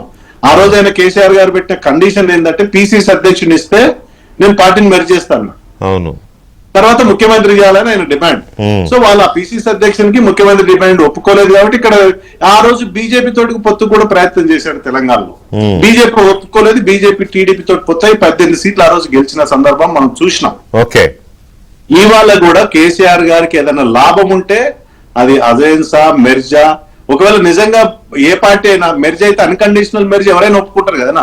టీఆర్ఎస్ అవును, రాజకీయంగా లాభం అయితే ఒప్పుకుంటారు కదా, లాభం అయితే ఒప్పుకుంటాం. కానీ నా కొడుకును ముఖ్యమంత్రి చేస్తావా, లేకపోతే నన్ను ప్రధానమంత్రి చేస్తావా, లేదా రాష్ట్రపతిని చేస్తావా అని కండిషన్స్ పెట్టగలిగితే ఏ పార్టీని ఎందుకు తీసుకుంటుందన్నా? అవసరం ఏముంటది? ఇవాళ 35 సీట్లు తెలంగాణలో. అంటే ఇప్పుడు కేసులు అవి ఉన్నాయి కాబట్టి కేసుల దృష్టిలో ఏమన్నా ట్రై చేస్తున్నారా అని. కవిత ఎందుకు ఆ మాట అన్నది ఊరికే ఏం లేకుండా అన్నది కదా ఆమె. ప్రతిపాదనలో వాళ్ళ ఫ్యామిలీలో ఉండొచ్చు అన్న, అది కాదనట్లేదు. అది డెఫినెట్ గా ప్రతిపాదనలో ప్రపోజల్స్ వాళ్ళ ఫ్యామిలీలో ఉండొచ్చు. హరీష్ రావు గారి మీద కూడా ఆరోపణలు ఉన్నాయి, బీజేపీ తోటి దగ్గర ఉన్నాడని ఒకనొక సందర్భంలో. అది అనివార్యమైన పరిస్థితి వాళ్ళకు ఉండొచ్చు, మేము కాదనట్లేదు. కానీ జాతీయ పార్టీ ఏదైనా కాంగ్రెస్ గానీ బీజేపీ ఏది ఆలోచిస్తుంది, నువ్వు అన్ని కండిషన్లను మెర్జ్ అయితే రాబోయి ఓకే, కానీ నువ్వు రాష్ట్రాన్ని ముఖ్యమంత్రి చేస్తావా, దేశానికి మనం చేస్తామని కండిషన్స్ పెడితే ఎందుకు వస్తుంది భారతీయ జనతా పార్టీ? వస్తుంది. విఠల్ గారు ఒక్క నిమిషము. శోభరాణి గారు, ఇక్కడ బీజేపీతో కలిపేసే కుట్ర జరుగుతోంది బీఆర్ఎస్ ని అని ఆమె అన్నది. తర్వాత ఆమె కాంగ్రెస్ కి దగ్గర అవ్వడం కోసం ట్రై చేస్తే కాంగ్రెస్ రిజెక్ట్ చేసింది అనేది ఆంధ్రజ్యోతి కథనాలు నిన్న పెడితే ఆమె ఫేక్ అంటే ఇవాళ మాకున్న సమాచారం మొత్తాన్ని ఇవాళ మళ్ళీ ఇది చేసాం. ఎందుకంటే తెలుసు కాబట్టి ఎవరితో మాట్లాడారు, ఏంటి, ఎవరు ఎస్ అన్నారు, ఎవరు నో అన్నారు, అంత తెలుసు కాబట్టి. సో ఇక్కడ ఆమె కాంగ్రెస్ గురించి మాట్లాడిన మాటలు కానీ లేదా బీఆర్ఎస్ బీజేపీ ఫ్రెండ్షిప్ మీద కానీ వీటిని మీరు ఎట్లా విశ్లేషిస్తారు? వెంకటకృష్ణ గారు మొదటి నుంచి కూడా రాష్ట్రంలో అనేక మార్లు కాంగ్రెస్ పార్టీ పదే పదే చెప్తా ఉన్నది, బీఆర్ఎస్ పార్టీ బీజేపీ పార్టీ రెండు వేరు కాదు అనేది. ఎందుకు చెప్తున్నామనంటే అనేక ప్రయత్నాలు కేసీఆర్ గారు భారతీయ జనతా పార్టీని ప్రసన్నం చేసుకోవడం కోసం, భారతీయ జనతా పార్టీ ముందు మోకరిల్లడం కోసం ప్రయత్నాలు చేస్తూనే ఉన్నారు. అది జరుగుతూనే ఉంది. అది బహుశా కవిత గారికి కూడా స్పష్టంగా తెలుసు కాబట్టి కవిత మాట్లాడినట్టున్నారు. ఎందుకనంటే మనము చూసినాం కదా, ఇందాక విఠల్ చెప్పినట్టుగా బండి సంజయ్ మార్పుతో సహా మొదలు పెట్టినట్టయితే పార్లమెంట్ ఎన్నికల్లో భారతీయ జనతా పార్టీని గెలిపించడం కోసం లేదంటే బీఆర్ఎస్ గెలవడం కోసం ఆ రెండు ప్రయత్నాలు కాంగ్రెస్ పార్టీని ఎట్లాగైనా ఓడగొట్టాలని చెప్పేసి అనేక ప్రయత్నాలు చేసుకొని బీఆర్ఎస్ పార్టీ ఓటింగ్ అంతా కూడా భారతీయ జనతా పార్టీకి ట్రాన్స్ఫర్ చేశారు అనేది అందరికి తెలిసినటువంటి నగ్న సత్యం. మూడో అంశం, మన ఇప్పుడు ఎమ్మెల్సీ ఎన్నికల్లో వాళ్ళు పోటీ పెట్టకుండా ఎవరికి ఓటు వేయాలో చెప్పకుండా స్పష్టంగా భారతీయ జనతా పార్టీ వైపు నెట్టినటువంటి పరిస్థితి సహకరించారు. ఒకవైపు నాకేమనిపిస్తా ఉందంటే కార్యకర్తల్ని వీళ్ళందరినీ కూడా మానసికంగా కొంత సన్నద్ధం చేస్తున్నారు జనతా పార్టీని. మాకు అనిపిస్తా ఉంది భారతీయ జనతా పార్టీ వైపు ఓటేసే విధంగా, భారతీయ జనతా పార్టీ వైపు నెట్టే విధంగా ప్రయత్నం చేస్తున్నారేమో అనిపిస్తా ఉంది. దానికి కారణాలు కూడా మనం చూసినట్టయితే వెంకటకృష్ణ గారు, ఇక్కడ కేసీఆర్ గారి జుట్టు, కేటీఆర్ గారి జుట్టు, కవితమ్మ జుట్టు, ఇవన్నీ కూడా భారతీయ జనతా పార్టీ చేతిలో ఉన్నాయి. ఏ టైంలో ఏం చేయాలన్నది నేషనల్ పార్టీగా అపర చాణక్యుడిగా రాజకీయాలలో నరేంద్ర మోదీ గారు ఎవరి జుట్టును ఎప్పుడు చేతిలో పట్టుకోవాలి, ఎవరిని ఎట్లా ఇబ్బంది పెట్టుకోవాలనేది మనం చూస్తాం రాజకీయాలలో కూడా. సరే, అది నేను అనదలుచుకోలేదు కొన్ని విషయాలు కానీ చెప్తున్నాను. అంటే ఎవరిని ఎట్లా ఏ విధంగా ఇబ్బంది పెట్టాలనేది నరేంద్ర మోదీ గారికి అమిత్ షా గారికి తెలిసినట్టుగా బహుశా ఎవరికి తెలియదేమో. అందుకని ఈ రాష్ట్రంలో కూడా రేపు ఈ రాష్ట్రంలో పాగా వేయడం కోసమో లేకపోతే ఈ రాష్ట్రంలో కీలక పాత్ర పోషించడం కోసమో డెఫినెట్ గా బీఆర్ఎస్ పార్టీని లేకుండా చేసే ప్రయత్నం వాళ్ళు చేయొచ్చు. దాని రాజకీయాల్లో ఏదైనా జరుగుతుంటది. తప్పులేదు కూడా రాజకీయాల్లో. సరే, వీళ్ళ అవసరం వీళ్ళకుంది, వాళ్ళ అవసరం వాళ్ళకుంది, ఎవరి అవసరం వాళ్ళకుంది. కాబట్టి నేను అనుకుంటాను కవితకు తెలియని అంశం కాదు, లేకపోతే రాష్ట్ర ప్రజలకు కూడా తెలియని అంశం కాదు. ఇవాళ కవిత కొత్తగా చెప్తుంది అనుకుంటా కానీ కాంగ్రెస్ పార్టీ ఎప్పటి నుంచో చెప్తా ఉన్నది వీళ్ళిద్దరు వేరు కాదు, అటువైపే పోతా ఉన్నారు, రెండే. మీరు అసెంబ్లీ ఎలక్షన్ 3 నెలల ముందు నుంచే ప్రచారం చేస్తున్నారు కదా, అప్పటి నుంచి 100% వెంకటకృష్ణ గారు 100%. కాబట్టి మనము కవితకు కూడా ఇంకో కోపం కూడా ఉండొచ్చు, అక్కడ ధర్మపురి గెలిపించింది నన్ను ఓడగొట్టి, అది కూడా ఉంది. ఆ మాట కూడా అన్నది కదా, నిజామాబాద్ లో నన్ను బీఆర్ఎస్ వాళ్ళే ఓడించారని ఆ మాట కూడా అనేసింది ఇవాళ. ఆమె ఏమీ దాచుకోలేదండి, మొత్తం కక్కేసింది. ఆమె కడుపులో ఉన్న అది నిజాలా లేకపోతే ఏంటి మనకు తెలియదు కానీ చూద్దాం ఏం జరుగుతుందో చూద్దాం. శోభ గారు, అయితే కూడా మనం ఒక విషయం గమనించాలి ఇక్కడ వెంకటకృష్ణ గారు, ఏంటంటే ఇక్కడ కవిత గారు ఇట్లా మాట్లాడడానికి, కవిత ఇట్లా మాట్లాడడానికి కూడా 2 కారణాలు. ఏంటంటే కేసీఆర్ గారు అధికార పార్టీలో ఉండి ముఖ్యమంత్రిగా ఉండి పార్టీని కంట్రోల్ చేసి వీళ్ళ కుటుంబాన్ని కంట్రోల్ చేయకపోవడం అనేది కేసీఆర్ గారి ఫెయిల్యూర్ గా ఎట్లయితే చూస్తా ఉన్నాము. ఇప్పుడు కూడా ప్రతిపక్ష పార్టీగా కేసీఆర్ గారి ఫెయిల్యూర్ వల్లనే ఇవన్నీ కూడా బయటకు వస్తా ఉన్నాయి. కేసీఆర్ గారు కేసీఆర్ గారు నిజంగానే స్ట్రాంగ్ గా ఉండి ప్రతిపక్ష నేతగా కూడా స్ట్రాంగ్ గా ఉంటే ఇవన్నీ కనుమరుగైపోయాయి. ఆయన పార్టీ హోల్ చూసుకుంటూ అసెంబ్లీకి వస్తూ మొత్తం వ్యవహారాలను ఆయన చూసుకుంటూ ఉంటే ఇవి అన్ని ఎక్స్పోజ్ కావు. అలా చేయకపోవడం వల్ల ఈ ఆధిపత్య పోరు అనేది ఒక్కసారిగా బ్లాస్ట్ అయింది. ఒక్కరు శోభ గారు ఫెయిల్యూర్ లీడర్షిప్ కింద పనిచేయడం కన్నా కూడా ఇంకో దగ్గర పోవాల్సి ఉంటది. ఇప్పుడు చూస్తా ఉన్నాం, ఎమ్మెల్యే కూడా పక్క చూపులు చూస్తా ఉన్నారు. కాబట్టి దీన్ని ఎటువైపు నెట్టుతారనేది మనం చూడాల్సిన అవసరం. మీరు అన్నట్టుగా ఇప్పుడు కవిత గారు కాంగ్రెస్ పార్టీలో నిజంగా కవిత గారికి ఏ మచ్చ లేకుండా ఉండి ఒక ఉద్యమ నాయకులు, వాళ్ళు చెప్తున్నటువంటి టీఆర్ఎస్ కండువా వేసుకున్న వాళ్ళందరూ కూడా ఉద్యమ నాయకులు అనుకుంటే, అట్లనే కేసీఆర్ గారి కూతురుగా లేకపోతే వాళ్ళు ఏదో అన్నా చెల్లెల మధ్య గొడవలతో బయటకు వచ్చి ఉంటే వేరే క్లీన్ ఇమేజ్ తో వేరే ఉండేది. కానీ వాళ్ళ కావలసినంత తెలంగాణ రాష్ట్ర మహిళల యొక్క గౌరవాన్ని, ఆత్మగౌరవాన్ని దెబ్బతీసే విధంగా తెలంగాణ రాష్ట్రంలో గ్రామీణ ప్రాంతంలో అయినా సరే కళ్ళు తాగాలంటే కొంగు సాటు పెట్టుకొని కలిసి తాగుతారండి. కానీ మేము బతుకమ్మ దించేసి నెత్తి మీద మొత్తము సారా సీసాలు ఎత్తుకొని దేశమంతా కూడా ఒక మారుమోగినటువంటి సిచ్యువేషన్ లో వాళ్ళ కాంగ్రెస్ పార్టీ కవితను ఆదరిస్తుందని కానీ కవితను తీసుకోవాలని అనుకుంటుందని కానీ మేము ఎక్కడ అనుకోవట్లేదు. అట్లాంటి సిచ్యువేషన్ ఉండదు. ఒకవేళ అట్లాంటి పరిస్థితే ఉత్పన్నం కాదని చెప్పేసి ఒక కాంగ్రెస్ పార్టీ నాయకురాలిగా రేవంత్ రెడ్డి గారితో అనేక సంవత్సరాలు కలిసినటువంటి ఒక సాన్నిధ్యం ఉన్నటువంటి ఒక వ్యక్తిగా నేను చెప్తా ఉన్నాను. ఇట్లాంటి దానికి వాళ్ళ కాంగ్రెస్ పార్టీలో ఆస్కారం అది లేదు కాబట్టే ఆమె నేనెందుకు కాంగ్రెస్ పార్టీతో మాట్లాడుతున్నా ఆమె చెప్తుంది. అది లేదు, మీ పార్టీ రిజెక్ట్ చేసిందనే కదా ఆంధ్రజ్యోతి కథనాలు అవే. ఈమె అప్రోచ్ అయింది, మరి కాంగ్రెస్ పార్టీ రిజెక్ట్ చేసిందనేదే ఆ కథనాల యొక్క సారాంశం. ఒక్క నిమిషం శోభ గారు, 1 minute టైం అయిపోయింది. తెలంగాణ ప్రజలకి డిబేట్ ద్వారా నేను చెప్పేది ఏంటంటే, కేసీఆర్ అనేటోడు మామూలు పొలిటీషియన్ కాదు. 24 hours 365 days తన వైల్డ్ ఫ్యాంటసీల ద్వారా 1200 మందిని ఒక్క రక్తపు చుక్క లేకుండా తెలంగాణ తెస్తా అని 1200 పిల్లల మందిని చావడానికి ఇండైరెక్ట్ కారణమైనోడు. ఇలా కేసీఆర్ స్వతహాగా పిరికోడు, నేను స్వయంగా తెలుసు. ఈ పిరికోళ్ళ మెంటాలిటీ ఎట్లుంటుంది అంటే వైల్డ్ ఫ్యాంటసీస్ ఉంటాయి. బలవంతుడితో యుద్ధం చేయడం వేరు, పిరికోళ్లతో యుద్ధం చేయడం వేరు. వీళ్ళ మెదడు ఎప్పుడు షార్ప్ గా పనిచేస్తుంటది. కేసీఆర్ తరం అయిపోయింది. 14 సంవత్సరాలు ఉద్యమం చేసిండు, 10 సంవత్సరాలు ప్రపంచంలో ఎవ్వరు ఎంజాయ్ చేయనంత ఎంజాయ్ చేసిండు. Power corrupts, absolute power corrupts absolutely. చాప నీళ్ళల్లో ఉంటూ ఎంత నీళ్లు తాగుతుందో చాపకే తెలుసు. వీళ్ళు చేసిన కరప్షన్ తెలంగాణ సమాజాన్ని ఒక 50 ఏళ్ళైనా కూడా చేయనంత అప్పుల కుప్ప చేశారు. ఇప్పుడు కేసీఆర్ కి సేఫ్ ఎగ్జిట్ కావాలి. స్వతహాగా ఏంటంటే ఆయన పరువుకి కానీ ఆయన జైల్లో పెడతామంటే భయపడతాడు. ఆయన పాస్పోర్ట్ కేసులు అప్పటి నుంచి చూస్తే ఇప్పుడు ఆయనకున్న భయాన్ని తప్పించుకోవాలంటే ఎక్కడో కథ ఇలాకత్ మాఫియా బయటపడకుండా చూడాలి. ఇంకొకటి ఏంటంటే కేసీఆర్ నా దృష్టిలో, నా అనుభవంతో, హిందుస్థాన్ లీవర్ లిమిటెడ్ కంపెనీ అనేది మార్కెటింగ్ స్ట్రాటజీలో 4 సబ్బులు అదే రిలీజ్ చేస్తుంది, రెక్సోనా సబ్బు అన్ని కూడా. ఇట్లనే కేసీఆర్ కూడా తన తర్వాత తన అల్లుడో తన కూతురో తన కొడుకో తన వాళ్ళే రూల్ చేయాలని 4 పోటీ పెట్టి వాళ్ళకి తెలియకుండానే 4 పోటీ పెట్టి అవసరమైతే 4 బలి చేస్తాడు. ఏ దుకాణం సక్సెస్ అయితే అది కేసీఆర్ బిడ్డదో. ఎందుకంటే అంతటి ప్రమాదకర